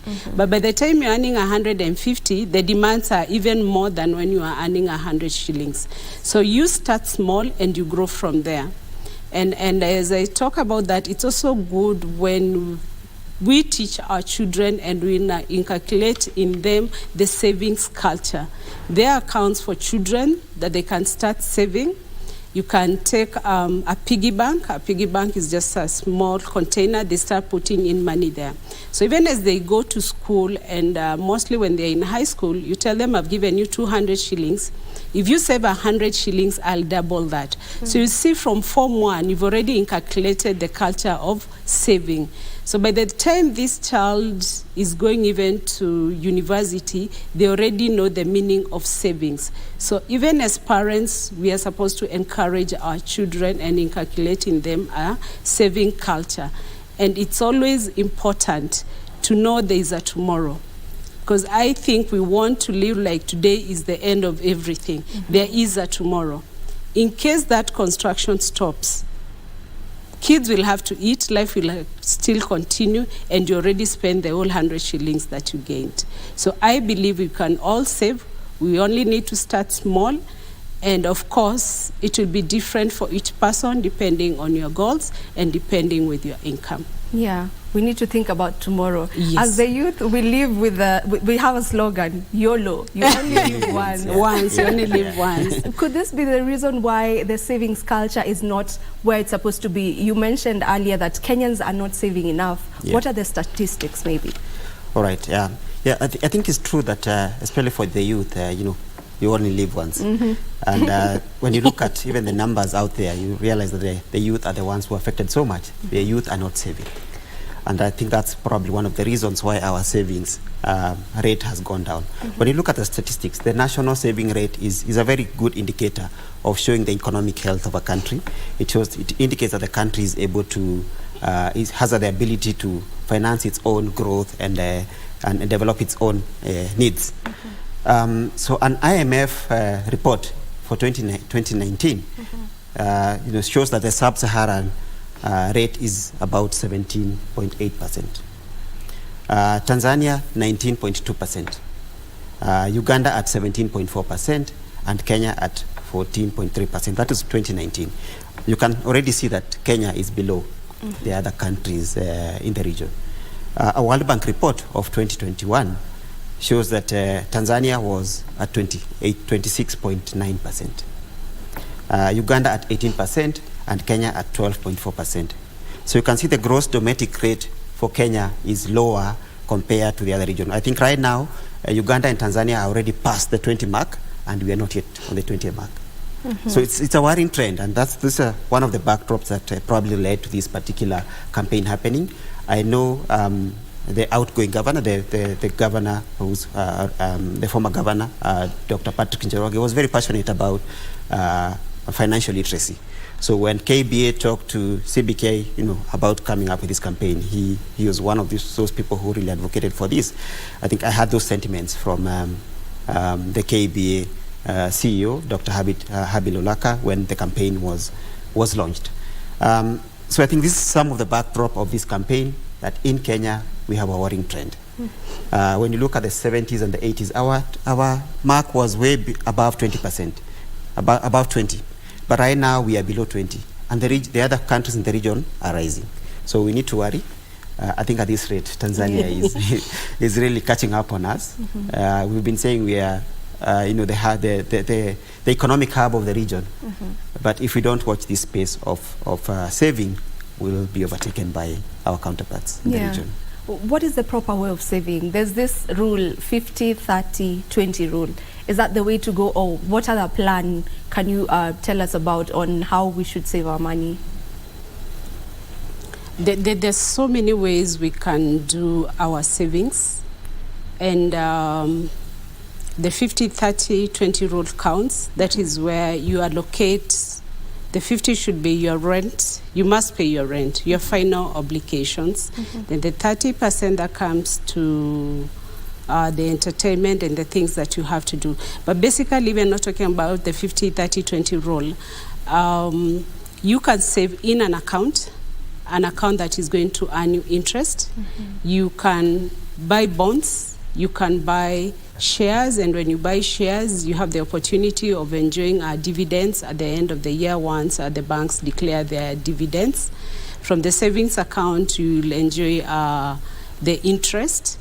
And maybe somebody watching us is wondering, I'm a Mama Boga, how do I save? You can save through the chamas. That you do your daily table bankings, and that is also a saving, so that by the end of the month you know how much you're going to get, and maybe that can go towards boosting. So for the women, they are chamas. Maybe somebody saying, I cannot go and open an account alone. But when they get into those groups, the more they are, the merrier, and they'll be able to save towards their own individual goals. And they can also be able to borrow through the same. As I said, you can also do some savings if you are able, and do maybe rental incomes, that is real estate, and start earning from it. You can also save and borrow against that money. You can decide, I want to borrow maybe 50,000 and start saving maybe 100,000, so that you don't need to go for anybody to give you a title deed or something. So you save and then you borrow against your own savings. So basically there are so many ways of savings, but those are the near ones, and that everybody can save. I'm sure men are asking, so what can we do? With all due respect, yes, there are groups of men nowadays who are saving, and so they are saving high time. So any group of people can come together. I would also encourage the youth, because statistics, we've just been told about statistics. You can also start forming your own groups, open joint accounts, and just challenge yourselves. Maybe you'll be putting in 500 shillings each of you, maybe even 100 shillings. Before you know it all, you'll have saved so much money in an account, and at least you'll be boasting of having some shares. You can also save through the cooperative societies, which are all over in Kenya where we are in today, and they also pay dividends, because nobody wants to save and there's no return in the same. We can also save money, put it in fixed deposit accounts that run for 1 month, 3 months, 6 months, or 9 months, and that also will come along with your goals. Is your goal for 1 month? Is it 3 months? Is it 6 months, 9 months, or 1 year? And of course, there is a return on the same. Yeah. We talked about the 50-30 rule, but I feel like we've not led them into what it entails. We've talked about the 50%, which goes to your rent. And if you can just so the 50% goes towards your utilities, that is the rental income and the mortgage, and then the 30% goes towards your shopping, and then the 20% goes towards your savings and paying off our debts. And that is why I think we talked about your budgeting. So if you are earning 50,000, so you can say you prioritize. I think the 50-30-20 rule is just prioritizing what is important for you. Because if you do not pay your rent, the house will be closed. If you don't pay out a mortgage, then of course the bank will be on your neck. then of course people have to eat, people have to go to the offices, they're their daily needs, and then you have to remember to save. So the 20% comes into the savings, and we are told out of every 5 shillings you make, you save a shilling. Yeah. Okay. Which is very critical. So saving is just prioritizing, put it in your budget, on your things to do list, the must do, and all those things. And maybe even why we are not saving, we have this upside down.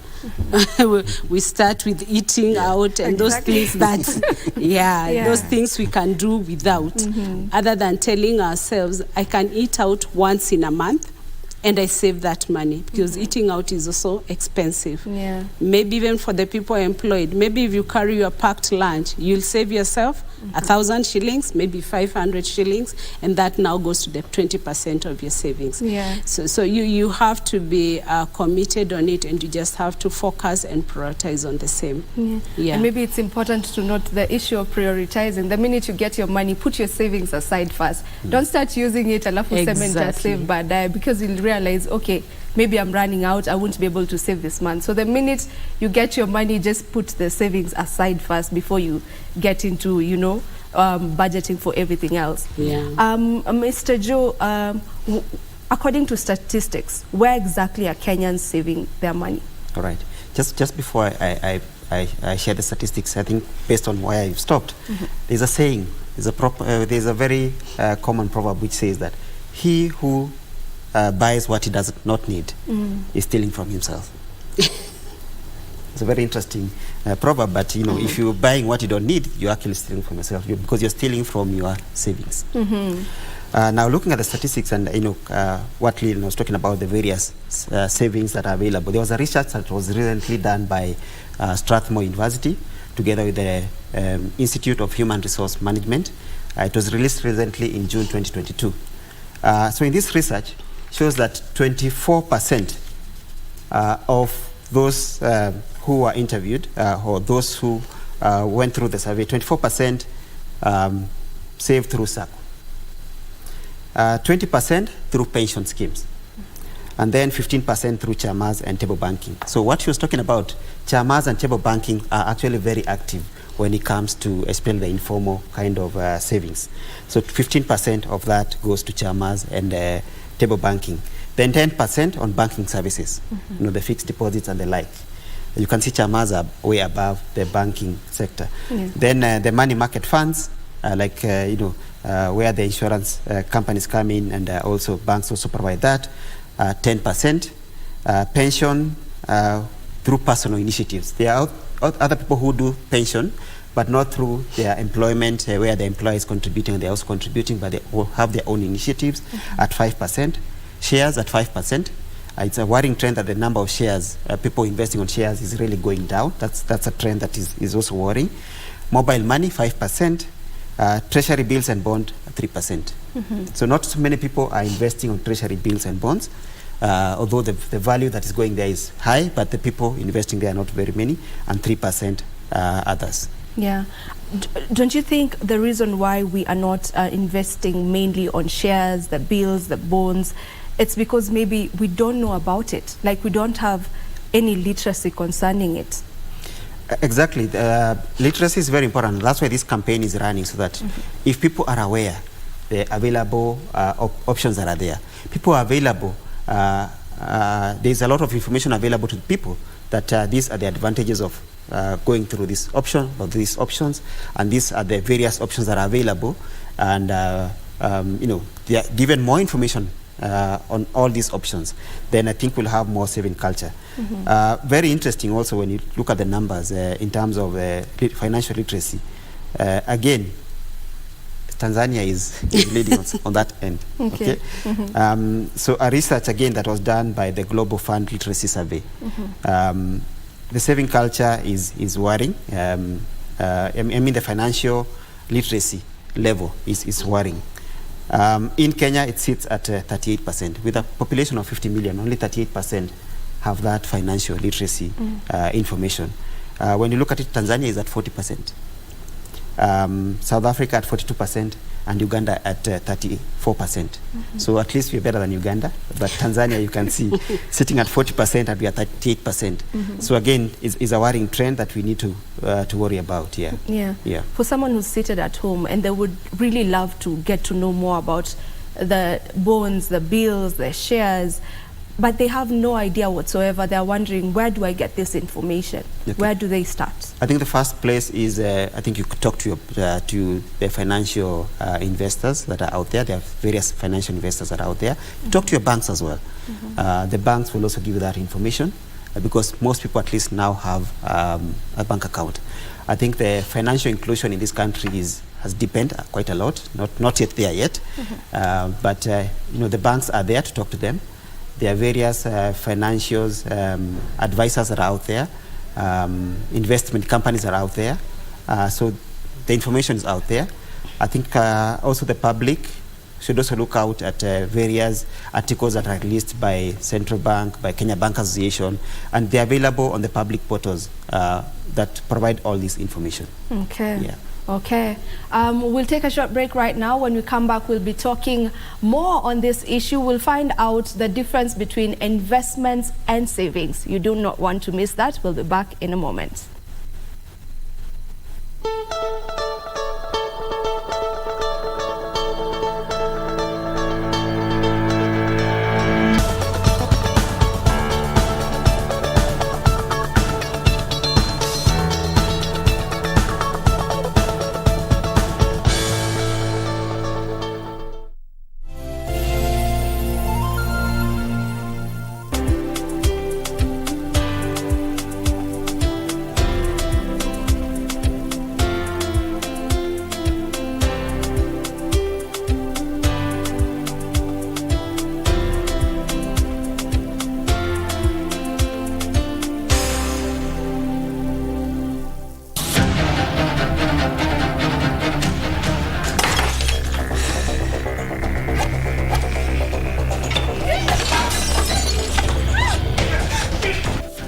보시다시피 고마워요. 나 구해줘서.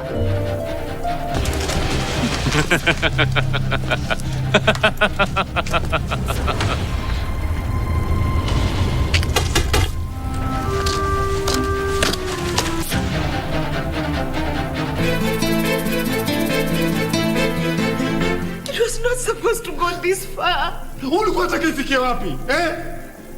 Uhuni hauna mipaka. Hii tamaa yako safari hii itakutia wazimu. Kate, sisi tushamzoea.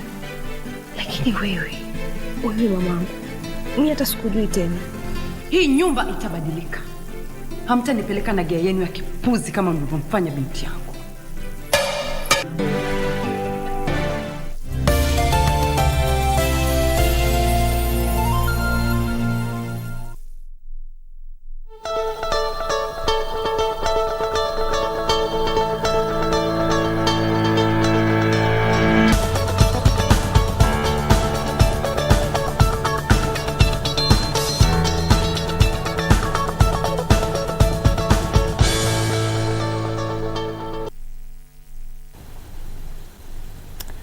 Welcome back to Good Morning Kenya. Before we went for that break, Mr. Joe was telling us about how to go about finding out the best way you can save your money. And he mentioned something to do with speaking to your bank.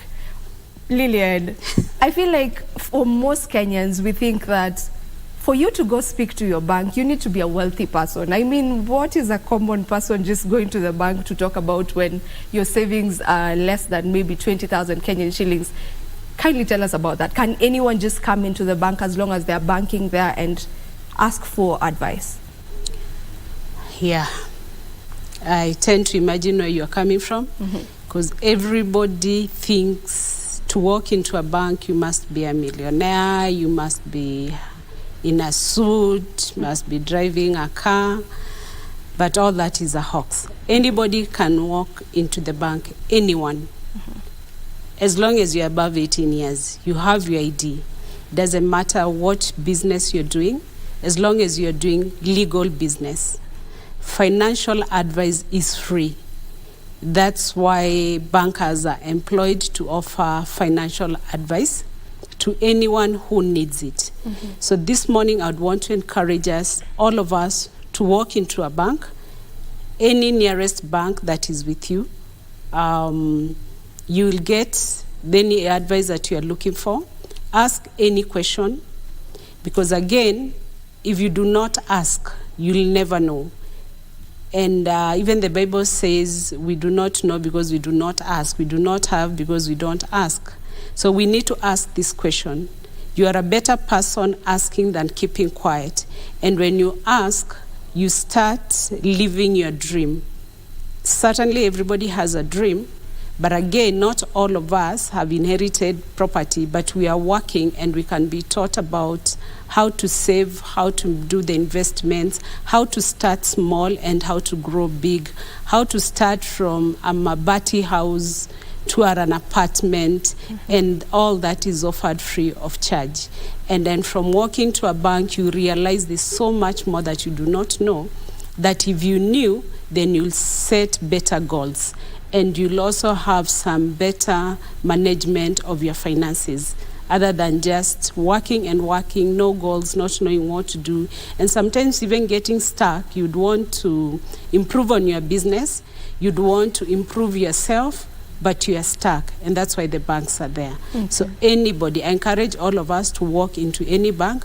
The advice is free. And that's why people are employed to give that financial advice free of charge. Yeah.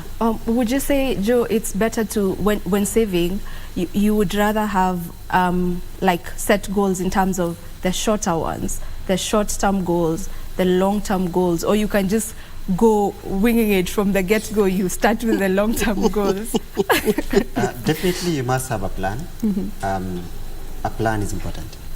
And the plan is either short-term or long-term, but you must have the plan first. And the principles of wealth creation are the same, whether it's small amount or large amount. It all begins with small units of currency. So I think when you have short-term first, then you're able to achieve the short-term, then the long-term is easier. It doesn't work very well when you go for the long-term and you haven't tested your short term. So it's good to have a plan, but you can start with small. It works, then you grow it big. Even you look at the people who have created wealth very much in these countries, they started small. And from that small beginning, you go into bigger steps. You don't look at the whole staircase, you look at one step.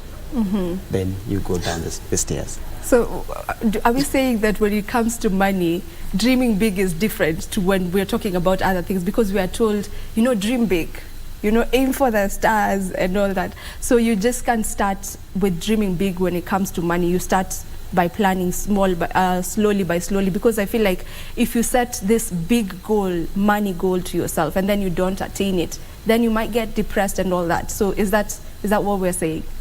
Of course, you have to set your goals up.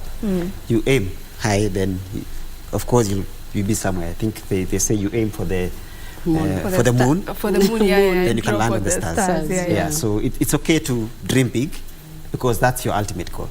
That's your long-term goal, to reach that particular long-term goal that you have, that big agenda that you have. But you make it with small steps, not one big step.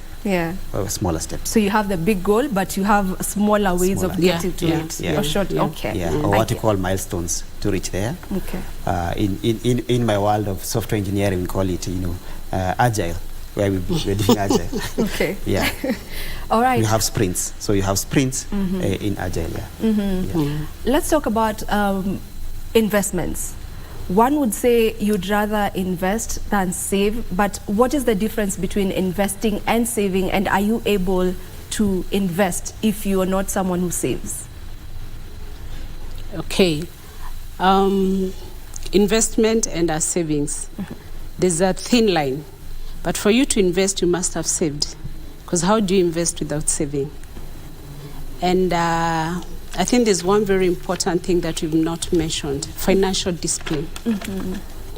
And for you to save, you must have some financial discipline. And that's why the 50-30-20 rule comes in. Have you been saving your 20%?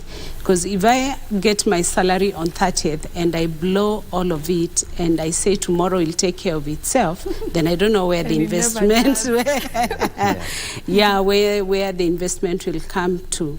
So the ways we can do our investments, it can be real estate. But how many of us have money just to go and put up a skyscraper from nowhere? You must have been saving. And that's why Joe was saying you need to start small. What is this goal that you want to attain? So I start savings so that maybe I will borrow against my savings. Or for this real estate, I'll have saved to put up a building. I'll have saved maybe 10 million, depending on how much the apartment will take, so that when I'm going to the bank to borrow, to invest, I'm telling them I've already put in my 10 million, so I need you guys to put in some 10 million so that this apartment is completed. Then you can also just decide to save in money market, and in money market you can just open an account that you keep on accumulating your savings, and you earn your interest.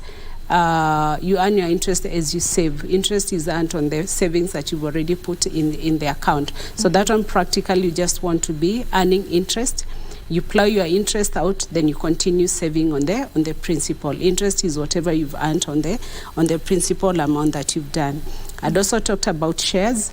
Shares, for me, it could be a long term if you really want to enjoy your shares. So you can decide every month, maybe you'll be paying, you'll be buying cooperative bank shares. You can do 10,000. Say next month you'll do 10,000, so that by the time the bank is declaring the dividends, you're enjoying your dividends. And then the dividends you're earning, you can decide, do you want to plow it back or you want to enjoy yourself?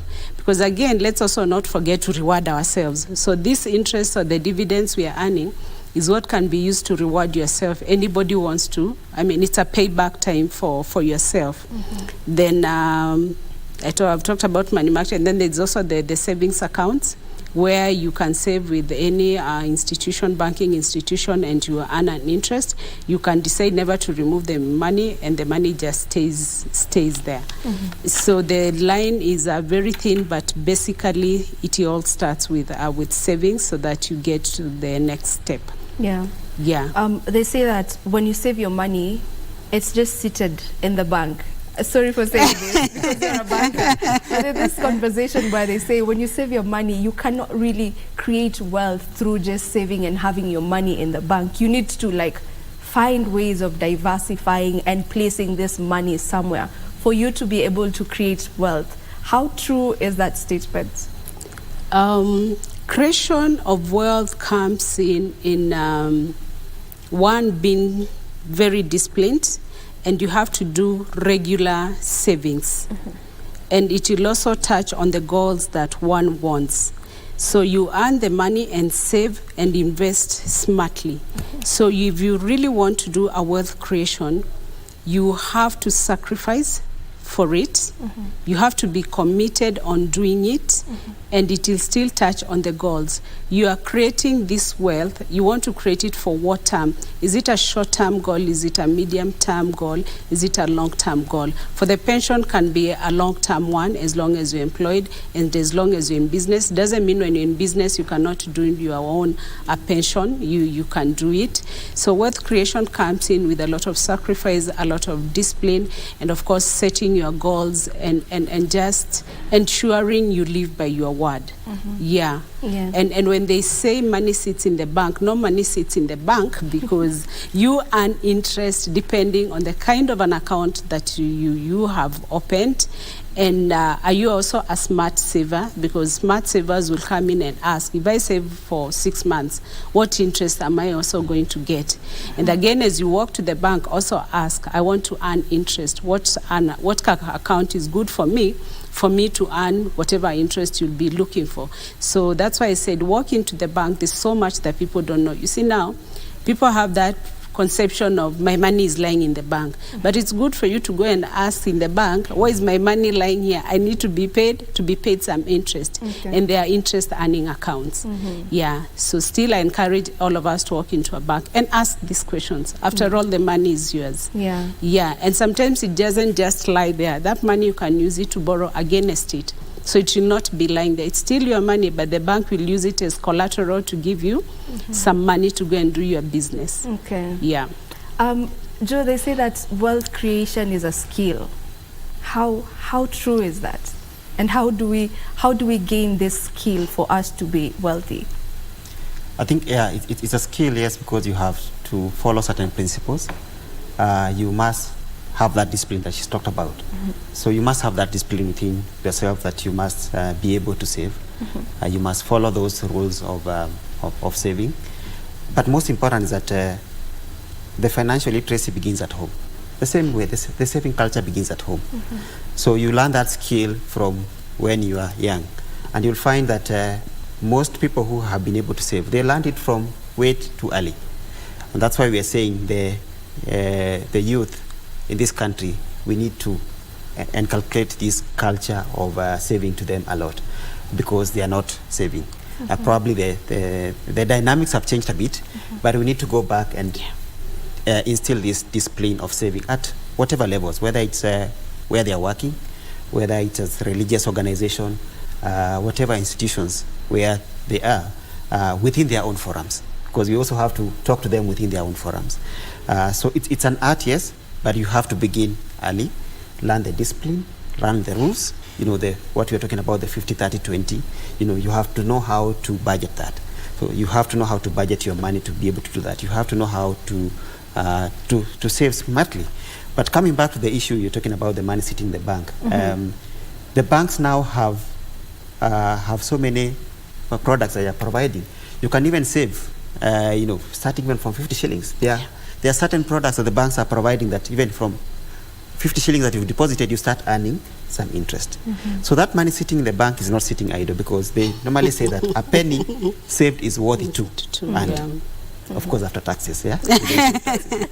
Yeah, so it's worthy, that money. And you save when you don't need it, so that you can use it when you need it.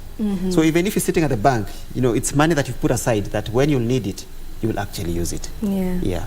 Okay, you say that charity begins at home, from saving. So just on a lighter note, if you want your child to become successful in terms of wealth, then you should start by even the piggy banks. I see people with piggy banks. You teach your child, I give you this, put this coin aside, put this 10 bob in here for later, right? Yes. And there's an account, just because you brought it on the table.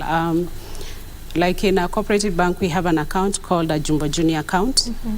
It's for anyone below 18 years, and they're given those piggy banks.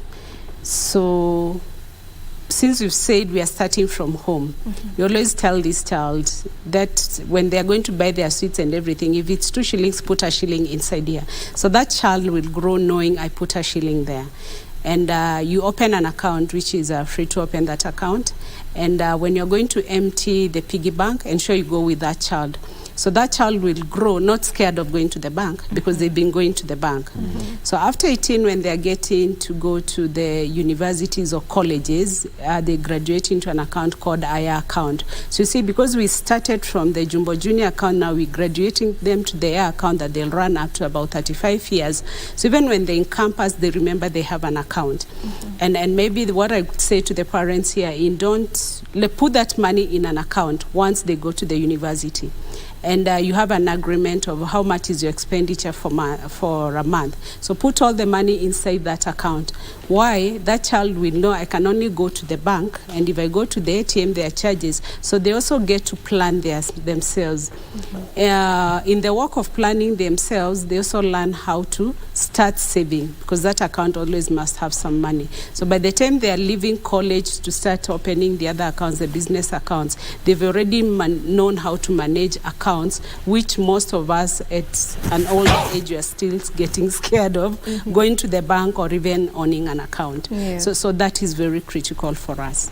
You had touched on money market funds, and I feel like you just touched on it very kidogo. If we can just get a bit into it, and what it entails, and the issue of compound interests, that is. Okay, money markets, I can maybe refer to maybe CIC, I think called Mucha also doing it. As you said, you start with any amount of money. So whatever amount of money is in your account, that is what earns you interest. And the best thing about this is that maybe if you go to CIC, when you're in a need, you can write to them and get your money. You get your money because you are not stuck there. So if you have a need, maybe you can just talk to them, they release some of the funds to you.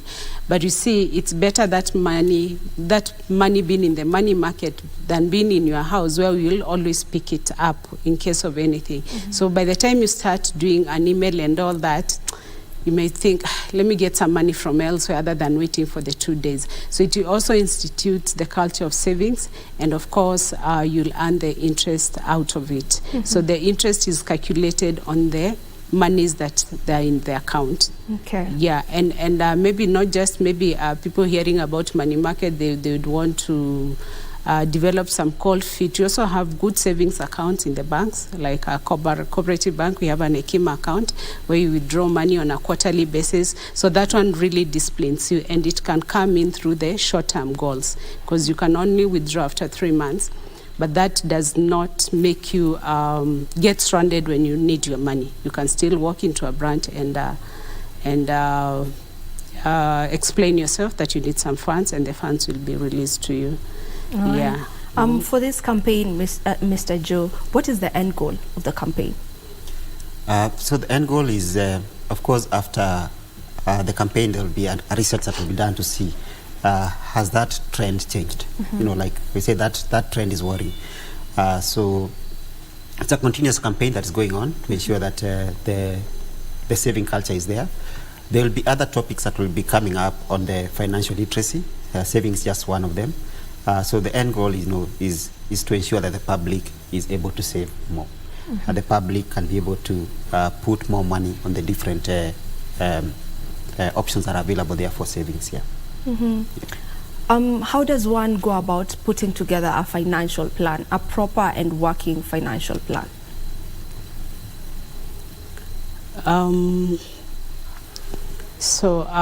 I believe if you want to do a proper financial plan, one, you must develop a very good budget on what you want to do, so that you have a very good plan. And then you also have to monitor your spending. When you monitor your spending, then you know what is supposed to be done when and how is it supposed to be done. You have to also live within your means, because if you do not live within your means, then you'll never do a financial planning, because you'll see somebody has bought a car and you want to buy that car. You also must be wary of peer pressure. At any level of growing, there's peer pressure. So you'll always be deviating from the financial planning that you had set for yourself to do. Then it's also very important to know that every shilling counts, and you be intentional about saving for tomorrow. And as I said, you save a shilling for every 5 shillings earned. And then you have to be a very smart borrower so that you are debt-free. You only borrow when you really need to borrow. And if you're in debt, so that you can have a very good financial planning, then you must also learn how to negotiate about your debts. Maybe if your incomes are coming down, you can walk to the bank and maybe talk to them. I was paying 100,000. Can you allow me to start paying 50,000 shillings? So that way you have a very good financial plan, and it also just comes down to discipline of what you want to do. So that way you'll be knowing, this is what I want to do, by when, and how do I want to do it. Yeah. Yeah, they normally say that everything is in excess, except money. Therefore, it should be well managed. So everything else in excess except money. And effective saving can definitely lead to successive wealth creation. Yeah. Okay, if we can just get into building of assets very quickly, because I see we should be winding up. How does one build assets? Lillian, maybe. Okay. How can you build an asset? How can I build an asset? One, we said we dream. We dream to the moon, we land to the stars. So what is this that you want to do? And what kind of an asset is this that you are looking out to getting? A car is an asset. A house is an asset. So what does it entail in terms of finances? And how long do you want to give yourself? And again, what are your financial muscles? What are you earning? Are you, it's good to really dream, but again, with some dreams can bring you down. So let the dreams also not be very far-fetched. So you can decide in the next 5 years, I want to own a car. In the next 10 years, I want to own a house. If you're employed, then it depends with your salary income.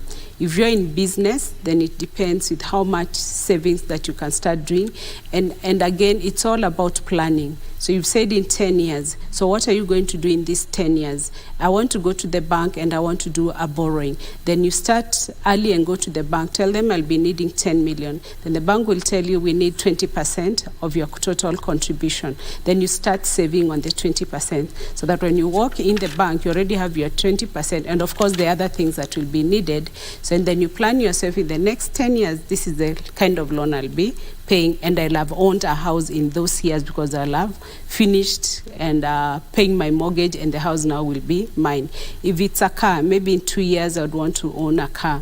The bank needs 5%. Then you start saving the 5%, of course, taking everything else in consideration.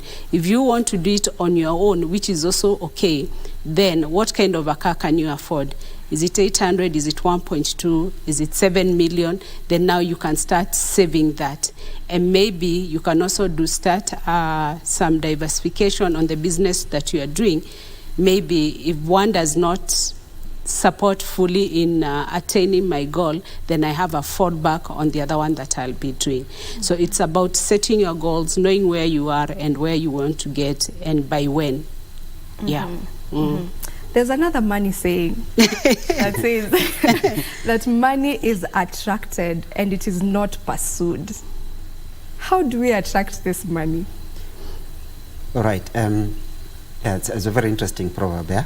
But there's also another proverb from the Holy Book which says, the wise store up choice food and olive oil, but fools, gulp theirs down. So if you're a fool, you'll go for that money and you'll not save it. So it attracts you and you just use it. They normally say, like, when you have money in your wallet, yeah, in a choma, you want to spend it. You want to spend it. Yeah. So Whenever you get money, you feel like it's telling you, use this money. Yeah. Yeah. So that's what I'm talking in that particular proverb, 21 verse 20. The fools will gulp theirs down. So you need to be wise to be able to store yours for future use. So yes, it will attract you, but you have to develop that discipline. That discipline is important when it comes to saving culture. If you don't have that within yourself, if you are an impulse buyer, for example, it's very difficult for you to save. So you need to change that trend over time. Then you'll start saving small. Now, like we said, you start with small steps. We don't expect to save the 20% right now if you don't save anything, but start with small step. 1%, go to 2%, eventually you'll find yourself there. If you begin early, the better, because when you begin early, you are able to have that discipline much more early, even when you're older. Yeah. When your demands now start increasing, you already have that culture and you know how to plan your money. It's a muscle, you train it. You train it, yeah. All right, so my last question, can one be financially secure even when they don't really make much? Yes, you can. And how it will happen is when you are living within your means. This is what I'm earning. I earn 10,000. I have kids going to school, they have to feed, I have rent to pay, I have my tithe, I have all those things. And that's why I would want to encourage us to always do a budget. Don't wait for the money to do the budget. Do the budget before the money comes. Then you can even have your book and tick, I've paid fees, I've done A, B, C, D, and you're fine. But if you are earning 10,000 and you go borrowing 100,000 against the 10,000 and there's no any other income, really, Vivian, will you be happy? You'd want to die the next day. Kids want bread, kids want milk, and you are there, the house is being locked, you can't pay your rent. So it is very important, always have a budget for your money. Of course, again, start with the priorities. And of course, you know what are the priorities. Anything else that you want to touch is there. But again, even in that 10,000, please save that 1 shilling for tomorrow, because we do not know how tomorrow will be. And again, why we get financially stressed or depressed, because we cannot meet the needs. Don't even talk about the wants. You can't meet the needs, and it can be very frustrating.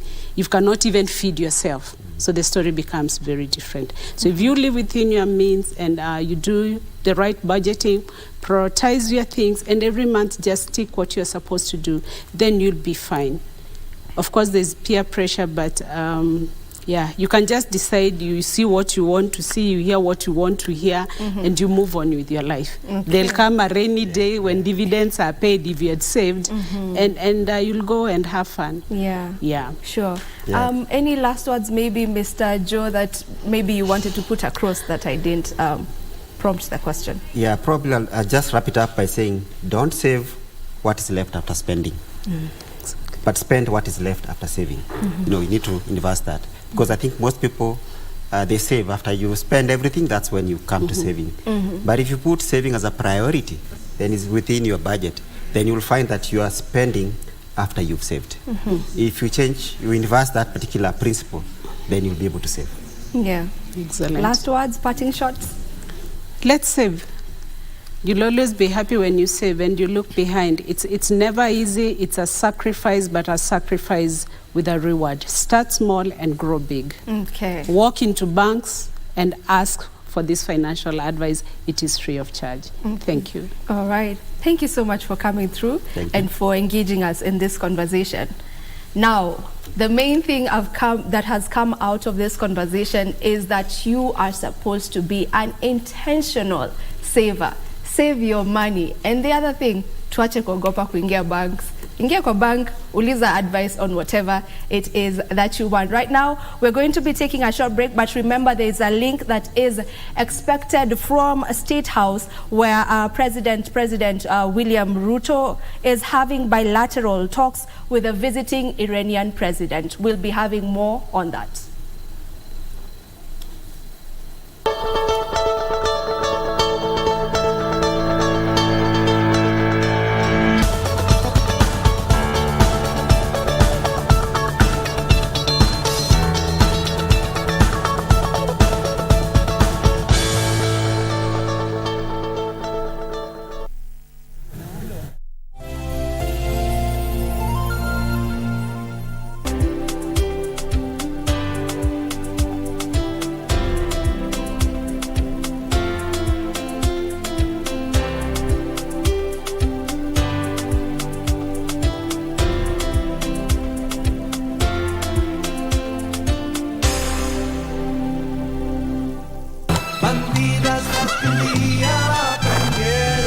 Get a man out of his bed in the middle of the night so he can take him to the courtyard and practically undress him and shower him with iced water. Doctor, regarding the results of the test of my father, can we see them? Oh, they're not ready yet. Let me know when you have them, doctor, so I can come and get them. No, doctor, let me know. In fact, I'm going to come personally to get them. I don't think his daughter knows anything. But there could be other people who know. Rodrigo decided that he won't be with you. It's not my fault. You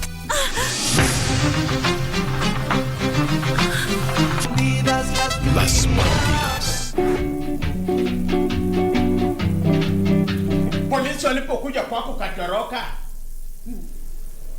na ndio inafanya unanileta mahakama sababu we ni muizi. Utake jolekane. I want to report him. He's a thief. Yes, he is. That's calling me even secretary of this. Ama kwa bahati mbaya ama kwa bahati ghafla bin vu, kuna hao wachamaa wa kutembesanga hizi makaratasi za atufatai. Ukampatia Sungura pesa ngapi? Nikampatia 800,000. 800,000. Exactly. Kwa Sungura. Cash money. Hapa unaona Sungura? Hakuna. Wewe, hiyo chura baya wewe iko nayo. Wewe iko toa hiyo pesa yote wapi ya? Mimi chura mbaya. Wewe chura baya kabisa. Na try. Mimi iko weka wewe ndani.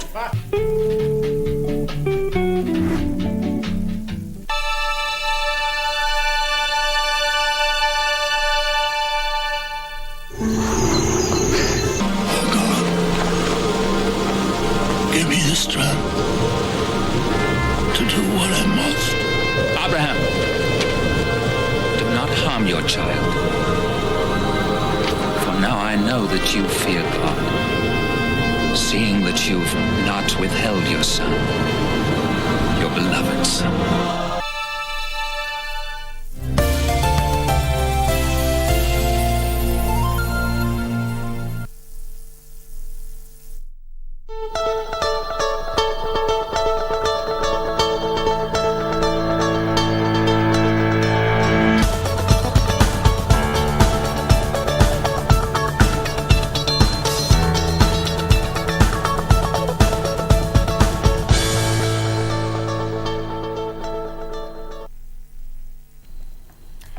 Welcome back to Good Morning Kenya. Now, from talking matters money, we shift gears, and today being a Wednesday, it is a Women at the Forefront Wednesday, and I am joined by one beautiful lady by the name Irene Opondo. Irene Opondo is a strategic manager for the Security Group Africa, and her experience in this security space spans over 7 years. She's here, she'll be telling us more about how she got into this industry and how it is taking her this far. Irene, welcome to the program. How are you? I'm fine, thank you.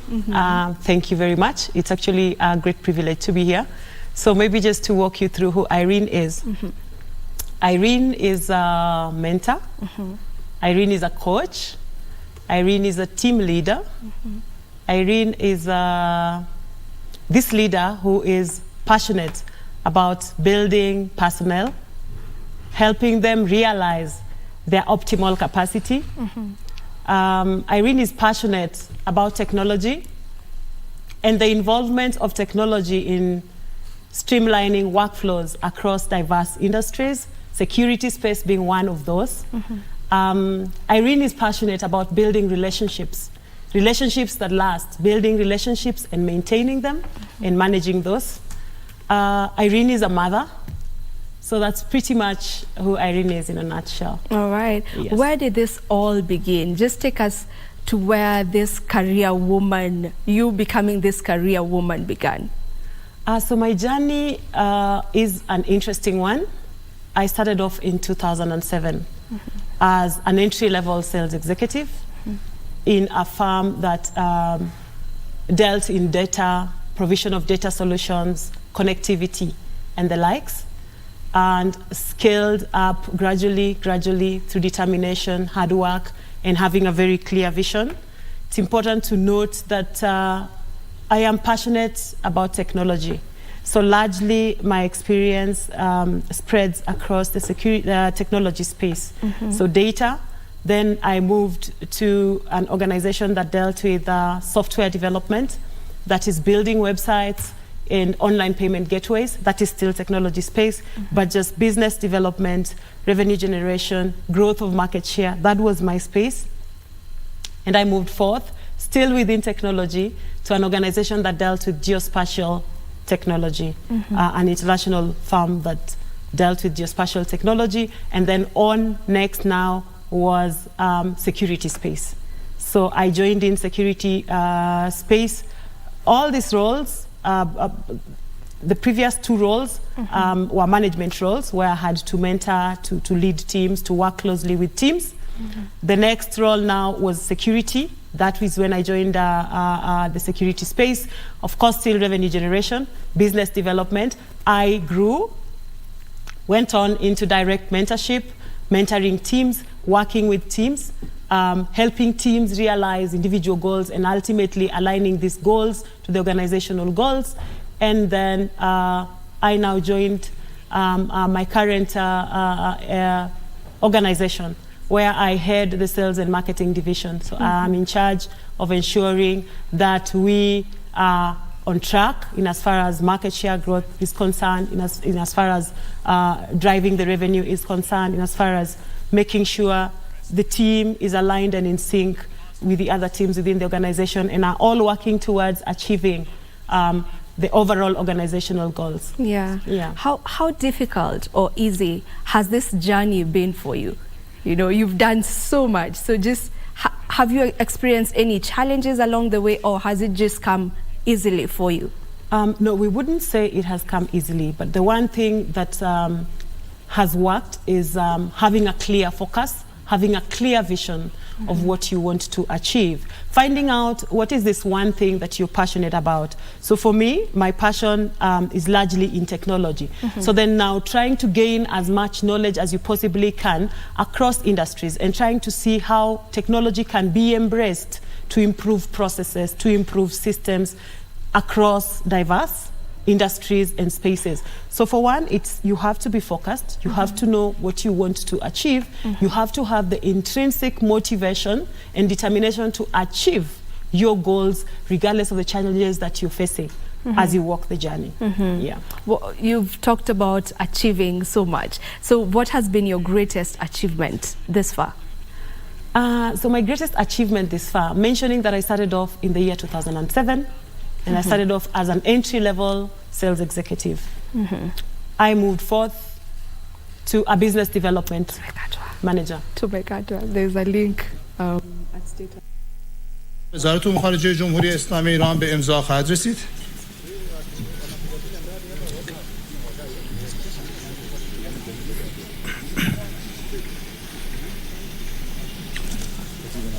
This one. This one.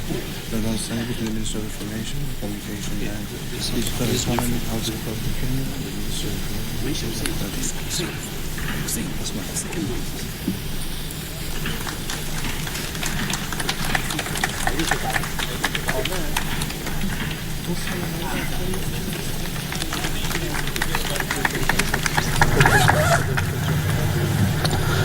Thank you very much. The second Memorandum of Understanding between the Ministry of Information and Communication and Digital Economy of the Republic of Kenya and the Ministry of Information and Communication Technology of the Islamic Republic of Iran on cooperation in the field of information and communication technology. دومین تفاهمنامه همکاری میان وزارت اطلاعات، ارتباطات و اقتصاد دیجیتال جمهوری کنیا و وزارت اطلاعات و فناوری ارتباطات جمهوری اسلامی ایران در خصوص همکاری در زمینه اطلاعات و فناوری ارتباطات. The aim of the MOU is to establish a framework for consultation and cooperation on the basis of equality of mutual benefit to facilitate, strengthen, expand, develop, and diversify information and communication technology between the two countries. هدف از این تفاهمنامه ایجاد چارچوبی جهت رایزنی و همکاری بر اساس منافع مشترک و برابر طرفین جهت تسهیل، تقویت، افزایش، توسعه و متنوع سازی همکاری‌های اطلاعاتی و فناوری اطلاعات میان دو طرف میباشد. Thank you very much. The MOUs, of course, have been signed by the respective foreign ministers of both countries and witnessed by their excellencies. بسیار سپاسگزارم و این تفاهمنامه هم توسط وزرای امور خارجه دو کشور و با نظارت رؤسای جمهوری دو کشور به امضا خواهد رسید. The next memorandum of understanding is between the Ministry of Tourism, Wildlife and Heritage of the Republic of Kenya and the Ministry of Culture and Islamic Guidance of the Islamic Republic of Iran on cooperation in the field of culture and heritage. سومین تفاهمنامه همکاری میان وزارت گردشگری، حیات وحش و میراث جمهوری کنیا و وزارت فرهنگ و ارشاد اسلامی جمهوری اسلامی ایران در زمینه همکاری فرهنگی و میراث خواهد بود. The objective of the MOU is to establish a framework through which the parties may collaborate on the basis of equality and mutual benefit to facilitate and strengthen cooperation in the field of culture, including cooperation in conservation and preservation of cultural and historical heritage. هدف از این تفاهمنامه ایجاد چارچوبی میباشد که از طریق آن طرفین بتوانند بر مبنای منافع مشترک و برابر تسهیل کنند و تقویت ببخشند همکاری‌ها در زمینه فرهنگی، از جمله همکاری در زمینه حفظ و ترمیم میراث فرهنگی و میراث تاریخی. The MOU is now being signed by the Minister or Cabinet Secretary, Ministry of Tourism, Wildlife and Heritage on behalf of the Republic of Kenya and Minister of Foreign Affairs on behalf of the Islamic Republic of Iran. این تفاهمنامه به امضای وزیر گردشگری، حیات وحش و میراث جمهوری کنیا و وزیر امور خارجه جمهوری اسلامی ایران میباشد.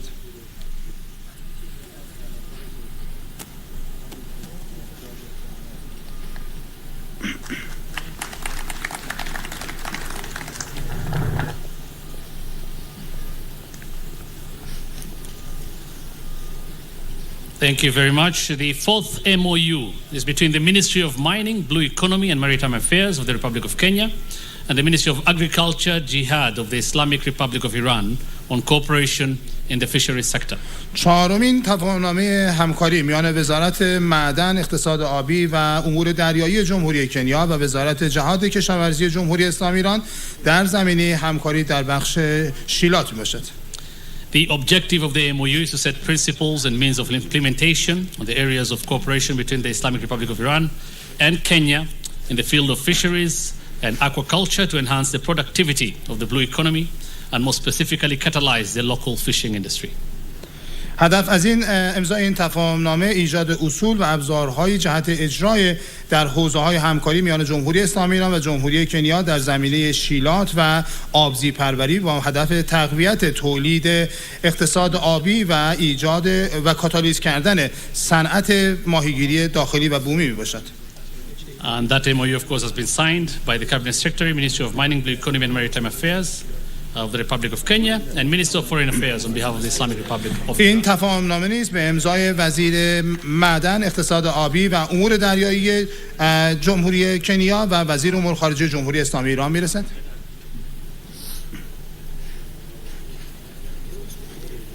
Thank you very much. The final MOU, the fifth one this morning, is between the Ministry of Education of the Republic of Kenya and the Ministry of Cooperatives, Labor and Social Welfare of the Islamic Republic of Iran on technical and vocational education training TVETs. پنجمین تفاهمنامه همکاری میان وزارت آموزش جمهوری کنیا و وزارت تعاون، کار و رفاه اجتماعی جمهوری اسلامی ایران در زمینه آموزش‌های فنی و حرفه‌ای. The objective of the MOU is to establish a framework for closer cooperation for mutual benefit in the fields of exchanging educational experiences, training of trainers, educational consultancy, vocational education and training, and equipping TVET centers. هدف از امضای این تفاهمنامه ایجاد چارچوبی برای ایجاد همکاری‌های نزدیکتر به نفع دو کشور در زمینه‌های تبادل تجارب آموزشی، تربیت مربی، رایزنی‌های آموزشی، رایزنی‌های فنی و حرفه‌ای و همچنین تجهیز مراکز TVET میباشد. And the MOU is being signed by the Cabinet Secretary, Ministry of Education on behalf of Kenya, and the Minister of Cooperatives, Labor and Social Welfare on behalf of the Islamic Republic of Iran. این تفاهمنامه به امضای وزیر آموزش جمهوری غنا و وزیر تعاون، کار و رفاه اجتماعی جمهوری اسلامی ایران میباشد.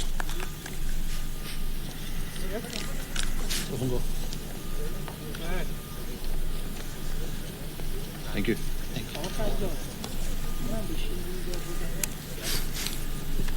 Thank you very much for more detailed information on the outcome of the bilateral talks. We now invite their excellencies to address the media. Thank you. از رؤسای محترم دو کشور دعوت می‌کنیم تا صحبت‌های رسانه‌ای خودشون رو بفرمایند.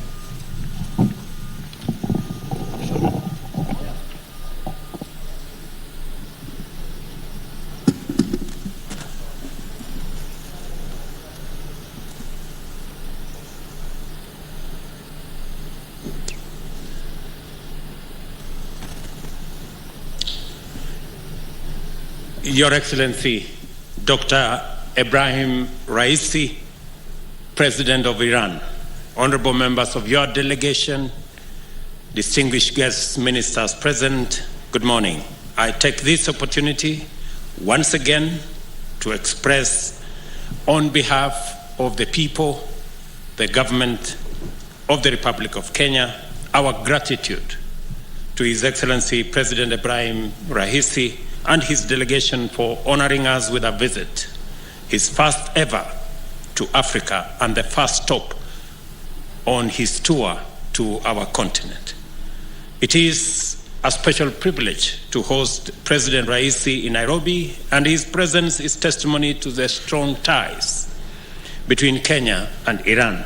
It is also a demonstration of our shared commitment to cooperate for the benefit of the people of our two countries. I am delighted to report that President Raisi and I have just concluded highly productive bilateral discussions on a broad range of very important issues. During our meeting, I affirmed to His Excellency President Raisi the important place of Iran as a critical strategic partner for Kenya and the value that we place on the friendly and fraternal relations between our two countries. On our historical engagement and areas of cooperation in development that include education, scholarship, infrastructure, health, water, fisheries, agriculture, and housing, urban and metropolitan development, among other areas, I expressed our gratitude and commitment to expand and deepen these relations. President Raisi and I had the opportunity to engage views and share ideas about emerging opportunities to improve the balance of trade between our two countries. Kenya and Iran are strategically situated to be each other's key points of entry into our respective regions. And we have affirmed our joint commitment to capitalize on this unique advantage. I express to His Excellency the President our appreciation of our bilateral cooperation in the promotion of trade, particularly in the export of Kenyan products to Iran. Most specifically, I sought the President's commitment in facilitating the export of more tea, meat, and other agricultural products to Iran, and through Iran to the Central Asian countries. We have 12 countries in the Central Asian region with a population of almost 300 people, and Kenya believes that's a strategic market for our agricultural exports. Stronger collaboration with Iran is important for us in delivering agricultural value chain of our bottom-up economic transformation agenda. It is also encouraging to note that trade volumes between our two countries have been on a steady upward trajectory. Kenya exported tea worth $28.4 million, about 4 billion shillings, to Tehran in the first quarter of this year, which is an 8-fold increase from sales for the same period last year. We have increased 8 times our export of tea in the first quarter of this year to Iran. Kenya attaches great significance to the Iranian market since it is one of the most valued export destinations for our tea. Kenya is also highly encouraged by the great interest shown by Iran in promoting technological and entrepreneurial innovation among Kenyan youth by promoting incubation of Kenya's startups and creative industry through the Iran House Innovation and Technology Center. This is an outstanding intervention that is innovative and directly aligned with our national aspiration towards creating a digital superhighway and a robust digital economy as primary pillars of the bottom-up economic transformation agenda.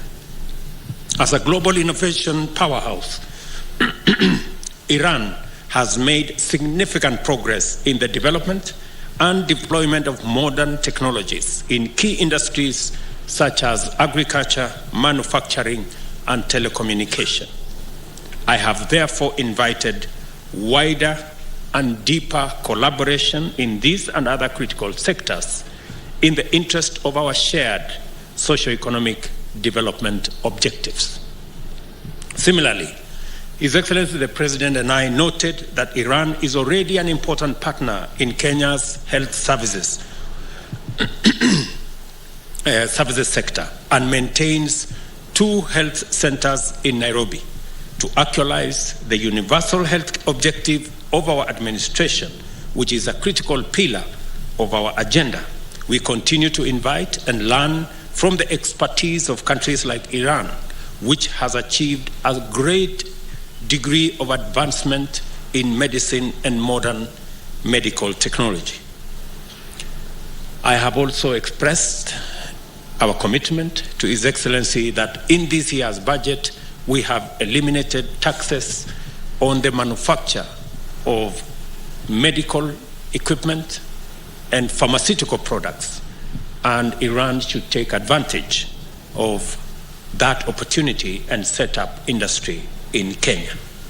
The blue economy is one critical area where we can demonstrate the merits of our plan. To align the undeniable opportunities in the blue economy, we must invest capital and technology where it creates more jobs, at the bottom of the economic pyramid. In the spirit to further enhance our bilateral relations, Iran has agreed to boost our exports and exploits and pursuits in the blue economy through research and technology.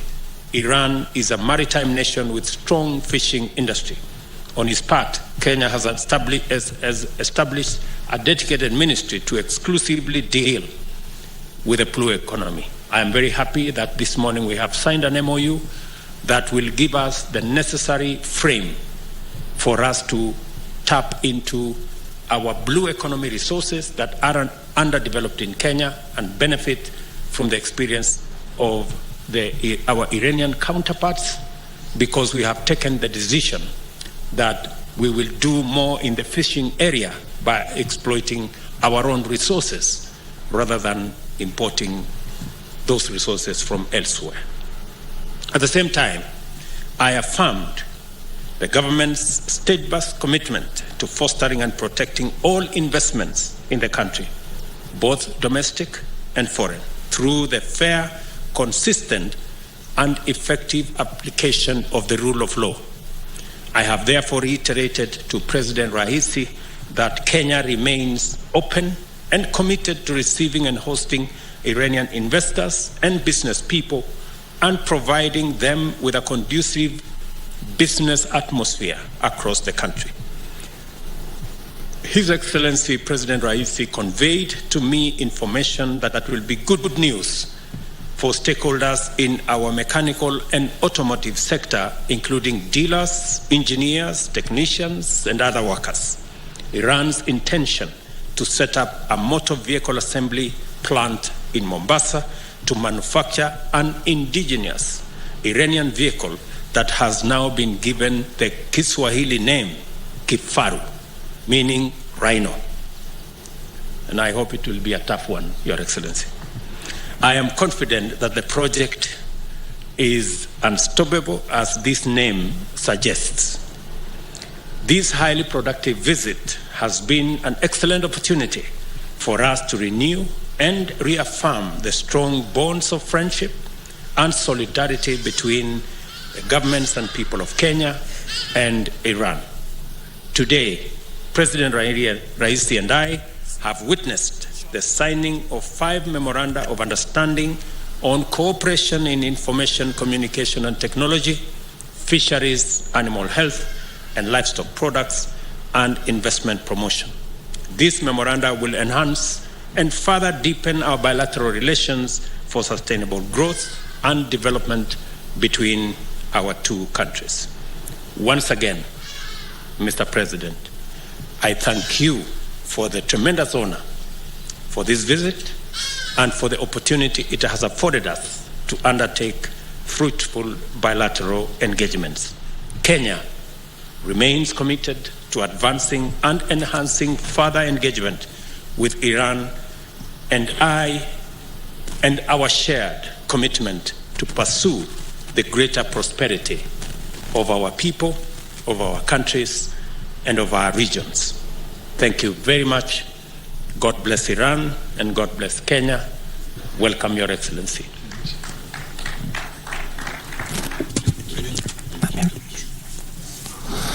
In the name of God, the compassionate, the merciful, God is glorified, and also peace be upon our prophet and our Lord and our Master, and his chosen companions. But I'm very delighted that today,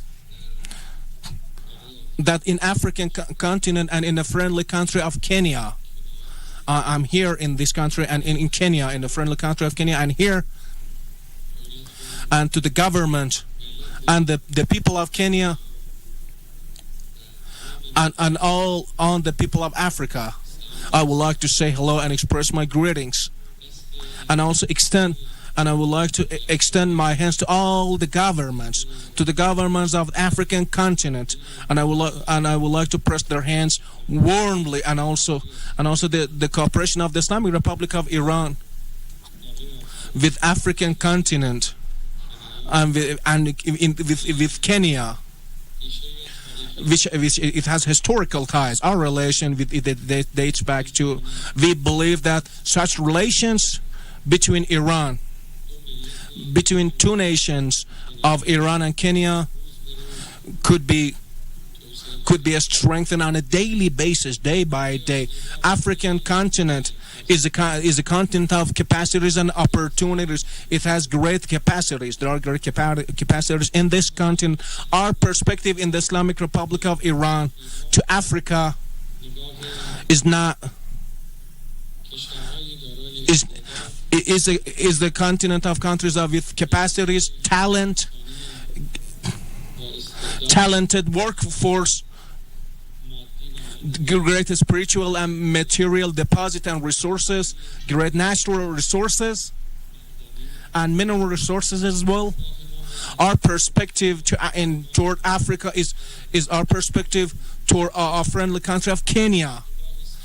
Is a view or perspective that this country it boasts great capacities, and we also share great capacities in our country. Exchanges of such capacities could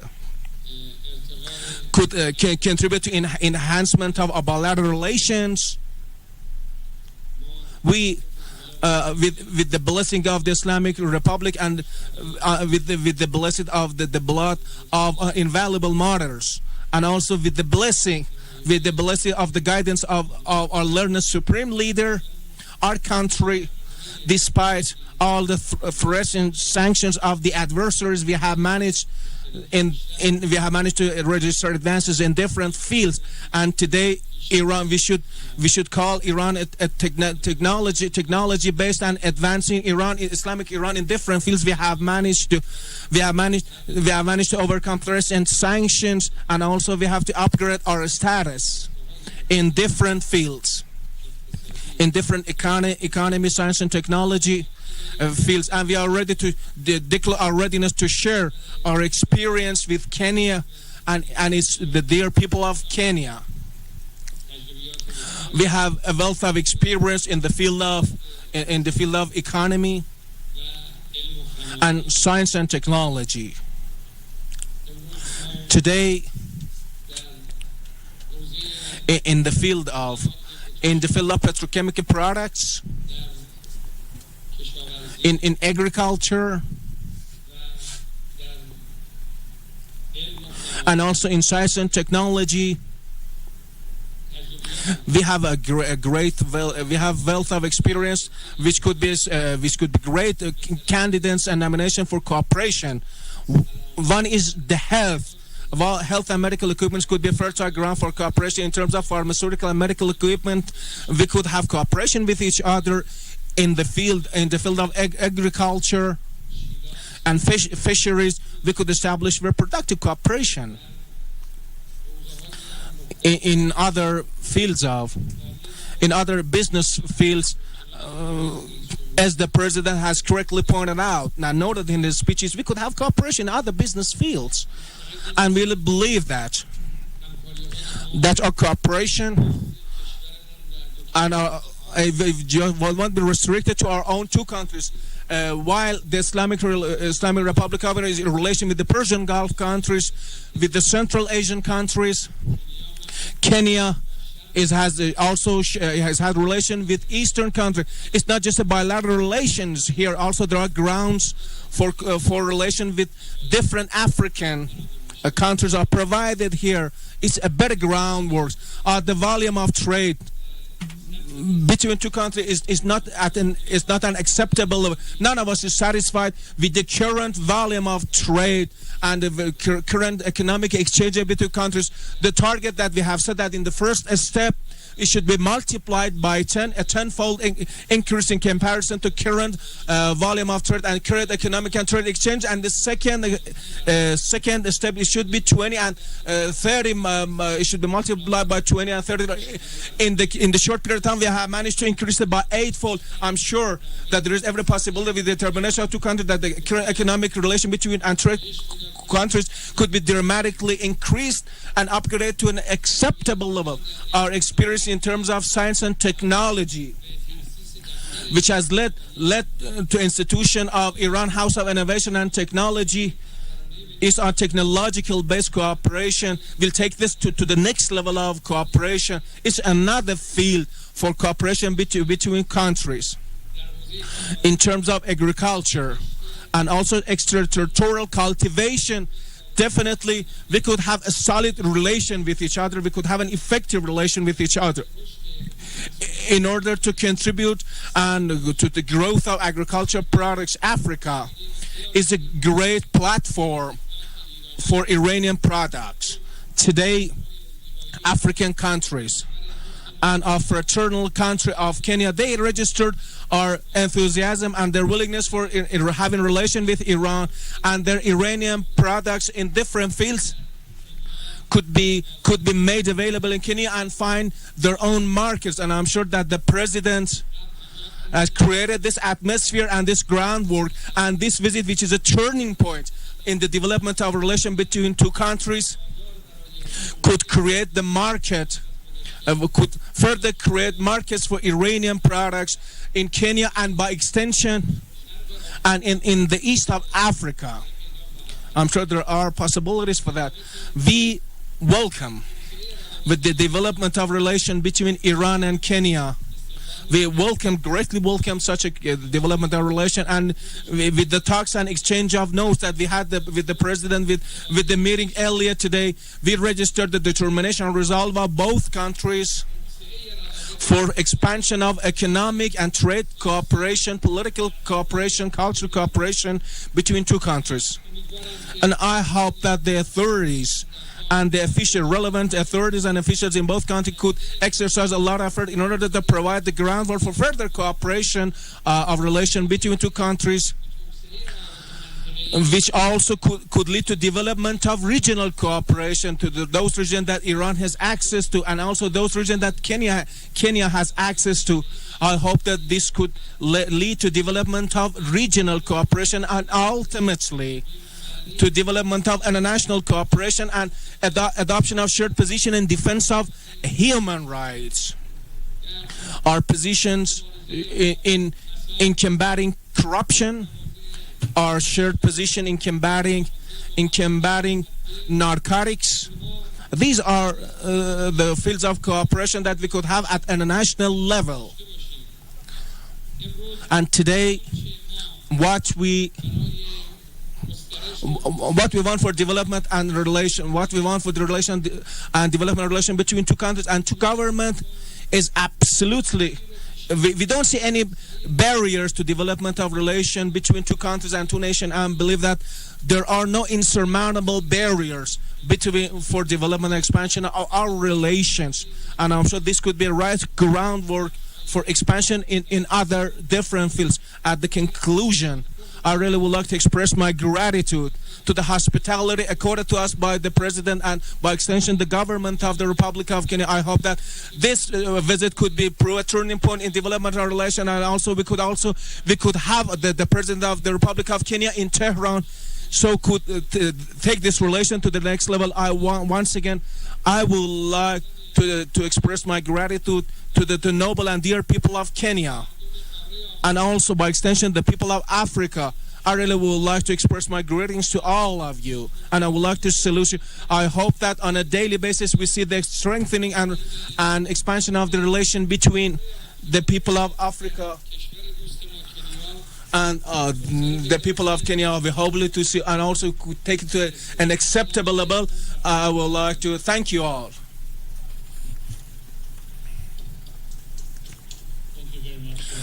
His Excellency William Ruto will now host His Excellency President Ibrahim Raisi and his distinguished delegation for the uniquely exquisite Kenyan tea. Thank you.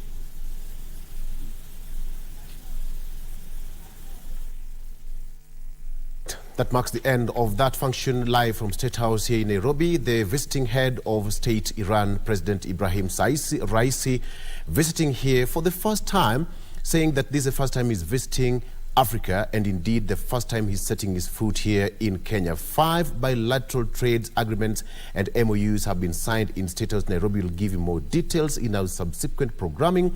But so far so good.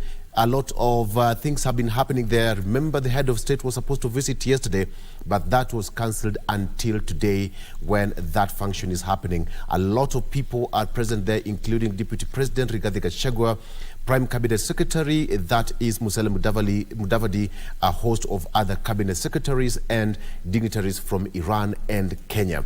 Now, that is happening today. And of course, as Hussein Mohammed has said, that the president is now going to host him for an exquisite Kenyan tea. That's how we love our people. All right? Vivian, tea is what we do. About money. You're talking about money and tea? Yes. Okay. All right. Now, what were you saying?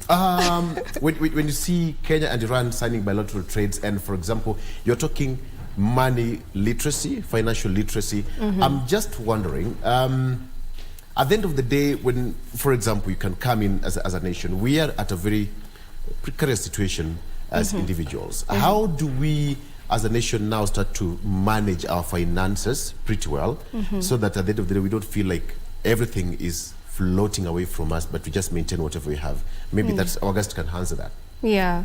Well, our guest right now is talking to us about matters security and all. The initial guests we had were the ones who were talking about money, but I'm sure she can maybe say something about that a bit. Yeah. Interesting. Your own finances. How do you manage your finances? How we manage our finances, I would say we need to stay put. We need to align to the regulations that are set in place. The one parting shot I'd leave us with is we need to not shy off from our obligations. One of those being remitting taxes. We need to be cognizant of the implications of honoring that one duty that we have as Kenyan citizens. Absolutely. Yeah. All right. Yeah. All right. So you can continue the conversation, but of course we'll give you more details as and when we receive them from the State House. Over to you, Vivian. All right. Thank you so much. Now, before we took that break, Irene Opondo, who is the head of sales and marketing security group Africa, was just telling us about some of her achievements in that field. Thank you, Vivian. So yes, as I was saying, the journey started off in 2007. And like I had mentioned, I started off as an entry-level sales executive, and I was determined to climb the ladder. I was very clear about my career growth. My vision was an upward trajectory. And I remember very well, I would sit in interview panels in my career journey, and I would be asked my short-term and long-term goals. And I would indicate that my long-term goal, one of my long-term objectives, goals, was to one day sit in a managerial position where I'll be able to make decisions, where I'll be able to take responsibilities that would impact the organizations that I would be working for. And today, I'm in that position where I am tasked with mentoring, with coaching, with leading, with ensuring that goals are met. And now, if you asked me to give you one more goal, I would say I would want to be in a position, a consultative position. I would like to gain in-depth knowledge. I would like to now focus in the security space, have a hybrid of the commercial augment, the commercial side of it and the operation side of it, and put that together and be able to guide and direct other security organizations within the country. So that eventually I would want to probably be in that space or be in that position. Right. So that is one of the achievements. The other achievement worth mentioning is my joy when I realize that teams that I have worked with, I see an intern join an organization and I help them grow even to managerial positions. That also really, really satisfies me, gives me personal satisfaction. Yet another accomplishment is I look at my portfolio. In my experience, I know that people buy from people they like. How do you get to achieve this? By building and maintaining relationships. So I look at my portfolio. I know people say, sociologists say that your net worth is your social capital. People buy from people they like. So I look at my portfolio and I know that even if I was to start all over tomorrow, I would have people to talk to. I have built a network. So that is also another accomplishment. The last one would be being in a sales and marketing environment within the security space, in SGA security, so to speak. We are driven by revenue generation. So I look back even through the other organizations that I have served in, and I am glad about the track record that I leave behind in as far as realizing your quotas, being on track month on month with your revenue is concerned. Yeah. I'm sure there have been challenges along the way. What are some of those challenges that you can point out? Okay, so today I want to be selfless. I don't want to look at the challenges I've experienced as an individual, but I want to broadly look at the challenges that people experience within this space, and specifically the women, the challenges that they experience within this space. And one of such that stands out loud is minimal visibility. The security space is largely observed or perceived as a male-dominated facet. So the minimal visibility that the female gender is given within this space is one of the challenges they face. There is also the stereotype, traditional stereotyping, which leans very closely with culture, that it is assumed to be a male space.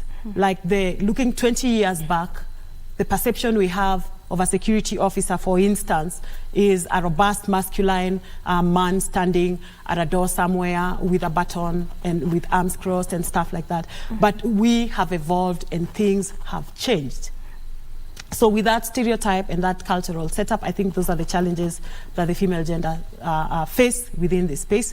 Now, looking back at a corporate setup, security space, the challenges I face as somebody who is tasked with revenue generation, one of those would be remaining profitable with the tight margins that we have within the security space. So working towards remaining profitable, that would be one challenge. The other challenge would be retaining the talent that you have nurtured.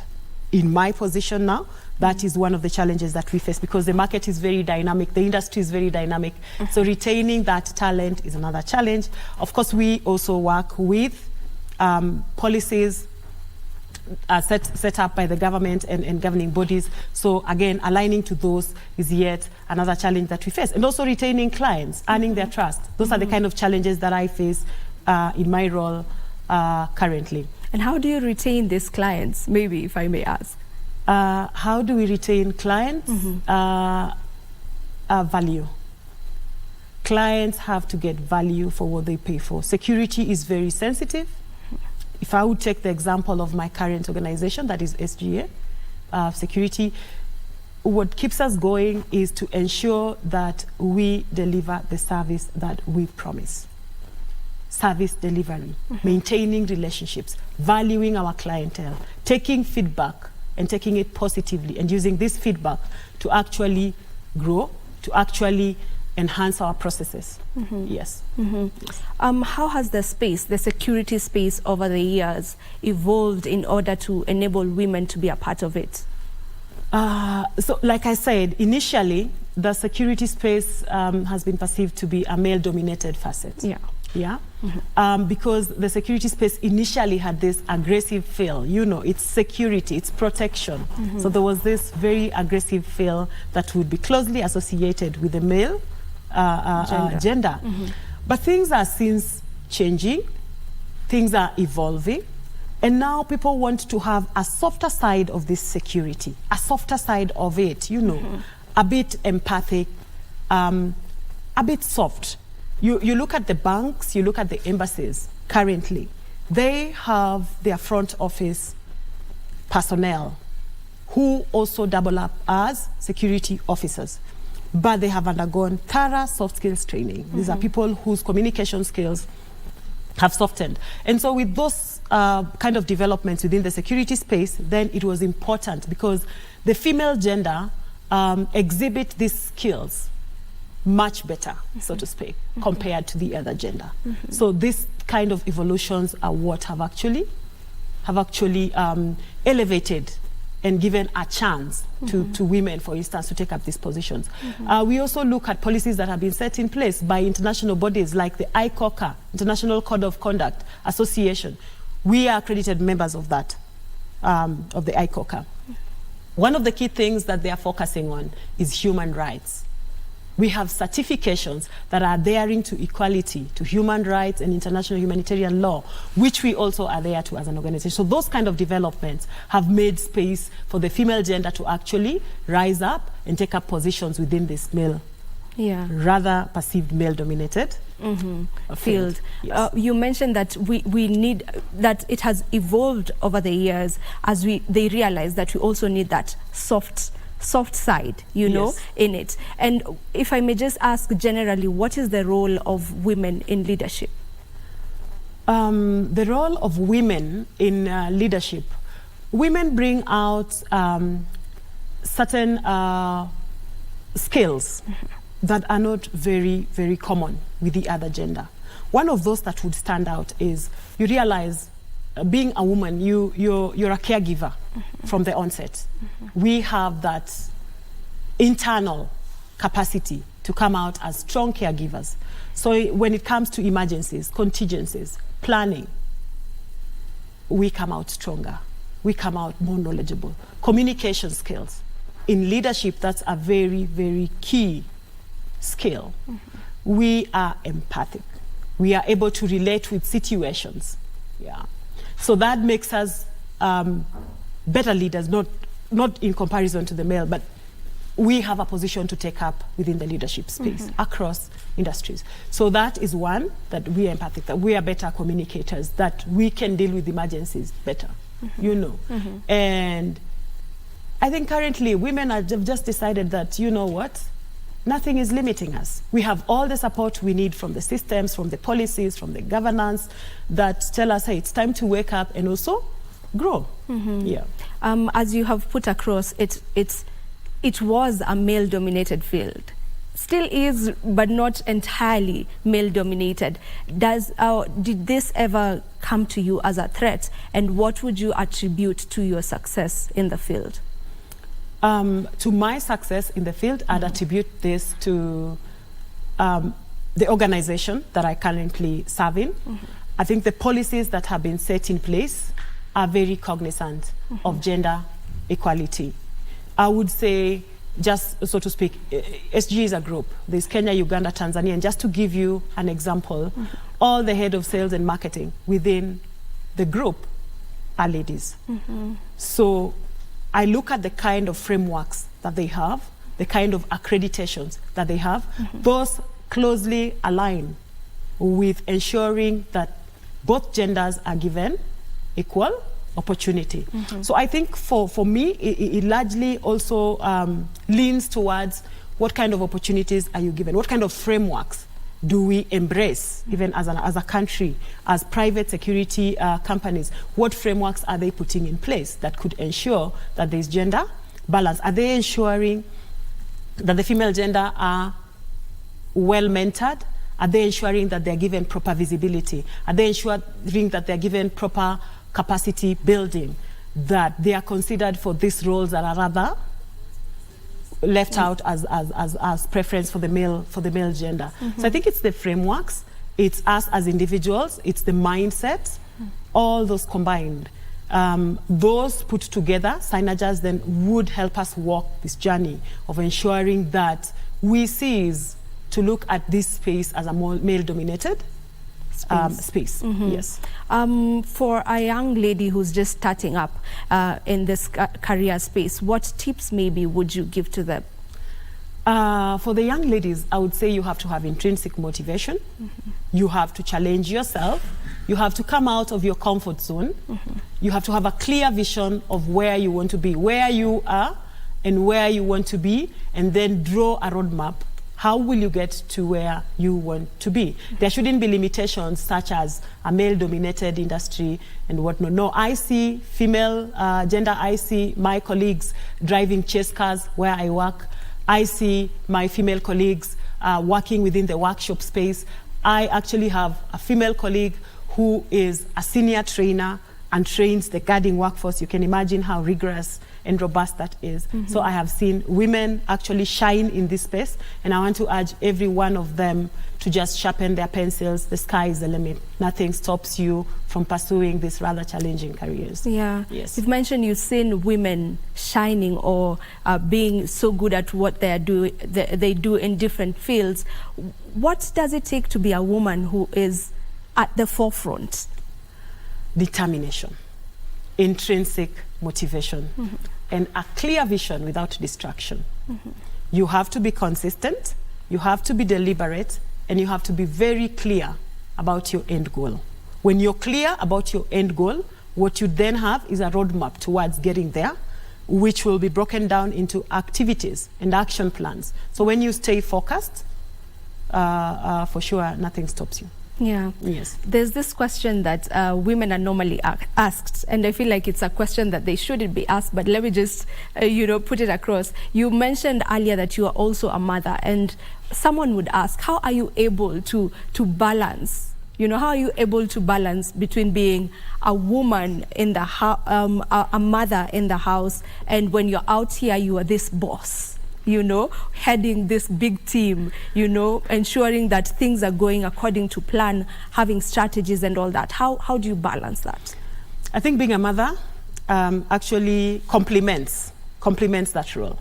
Because then when you're working with this big team, you know what, you're looking at them as your family, so to speak, as your children or as your young ones, people whom you have to be accountable to. You have to take care of them. You have to help them understand what they need to do. You have to help them balance. So all this comes with planning. I think planning is a very, very focal point here. You have to plan. Again, to be successful, you have to be relaxed. You have to have a work-life balance. Yeah. So you know when to be a mom, and you know now when it's about work. So for me, what works is just the balance, and also the skills that I have that are internal, the God-given motherly skills, I think to a large extent also help you to be able to understand even what your team members are going through, what are their challenges, how can you make them better, how can you ensure that people are relating well within your team, and also that the team is also interacting and relating well with other teams, that synergy. I think it's just to have a balance and to plan better. Okay. Yes. We need to be winding up. We have about 1 minute. Maybe your parting shots, last words. My parting shot is specifically to the women, and I'm saying nothing should stop us. We all should wake up and go get it. It's doable, it's achievable. There's no space that we cannot excel in. Yes. All right. Thank you so much for coming to our program today. We appreciate that you made time for us. All right. As she put it, nothing is impossible as long as you have that determination to go for whatever it is that you are passionate about. You can achieve it. It is all doable. This are words to every young lady who is watching the show right now, and maybe they were thinking that there are some limitations because of gender. No, there isn't. This is where we call it a wrap right here on Good Morning Kenya. I have been Vivian Ndegwa, and to everyone who has made this program a success, we say thank you, and we wish each and every one of you watching a good day. Enjoy the rest of your viewing.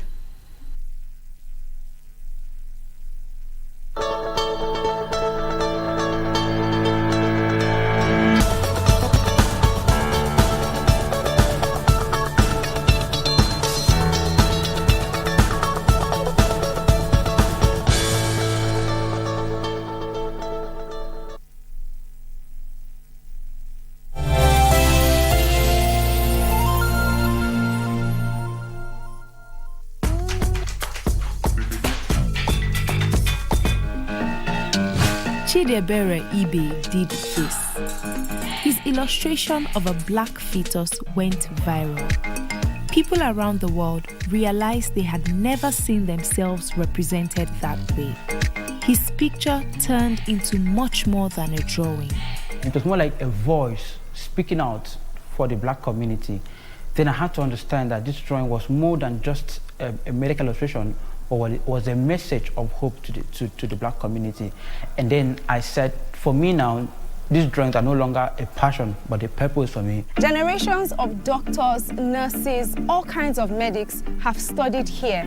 And this is one of the books that they use. It's a standard textbook used by international students all around the world. And if you flip through the pages, it's very easy to see that most of the illustrations here are just of white skin. It's almost as if black people don't have operations or don't have babies. And for years, no one really challenged that. A lot of patients have been misdiagnosed because there's been lack of representation in medical literature. For example, some skin conditions represent differently on the black skin than it is as it is on a white skin. Most of the clinical conditions we see in textbooks are usually for white people. For example, the rashes you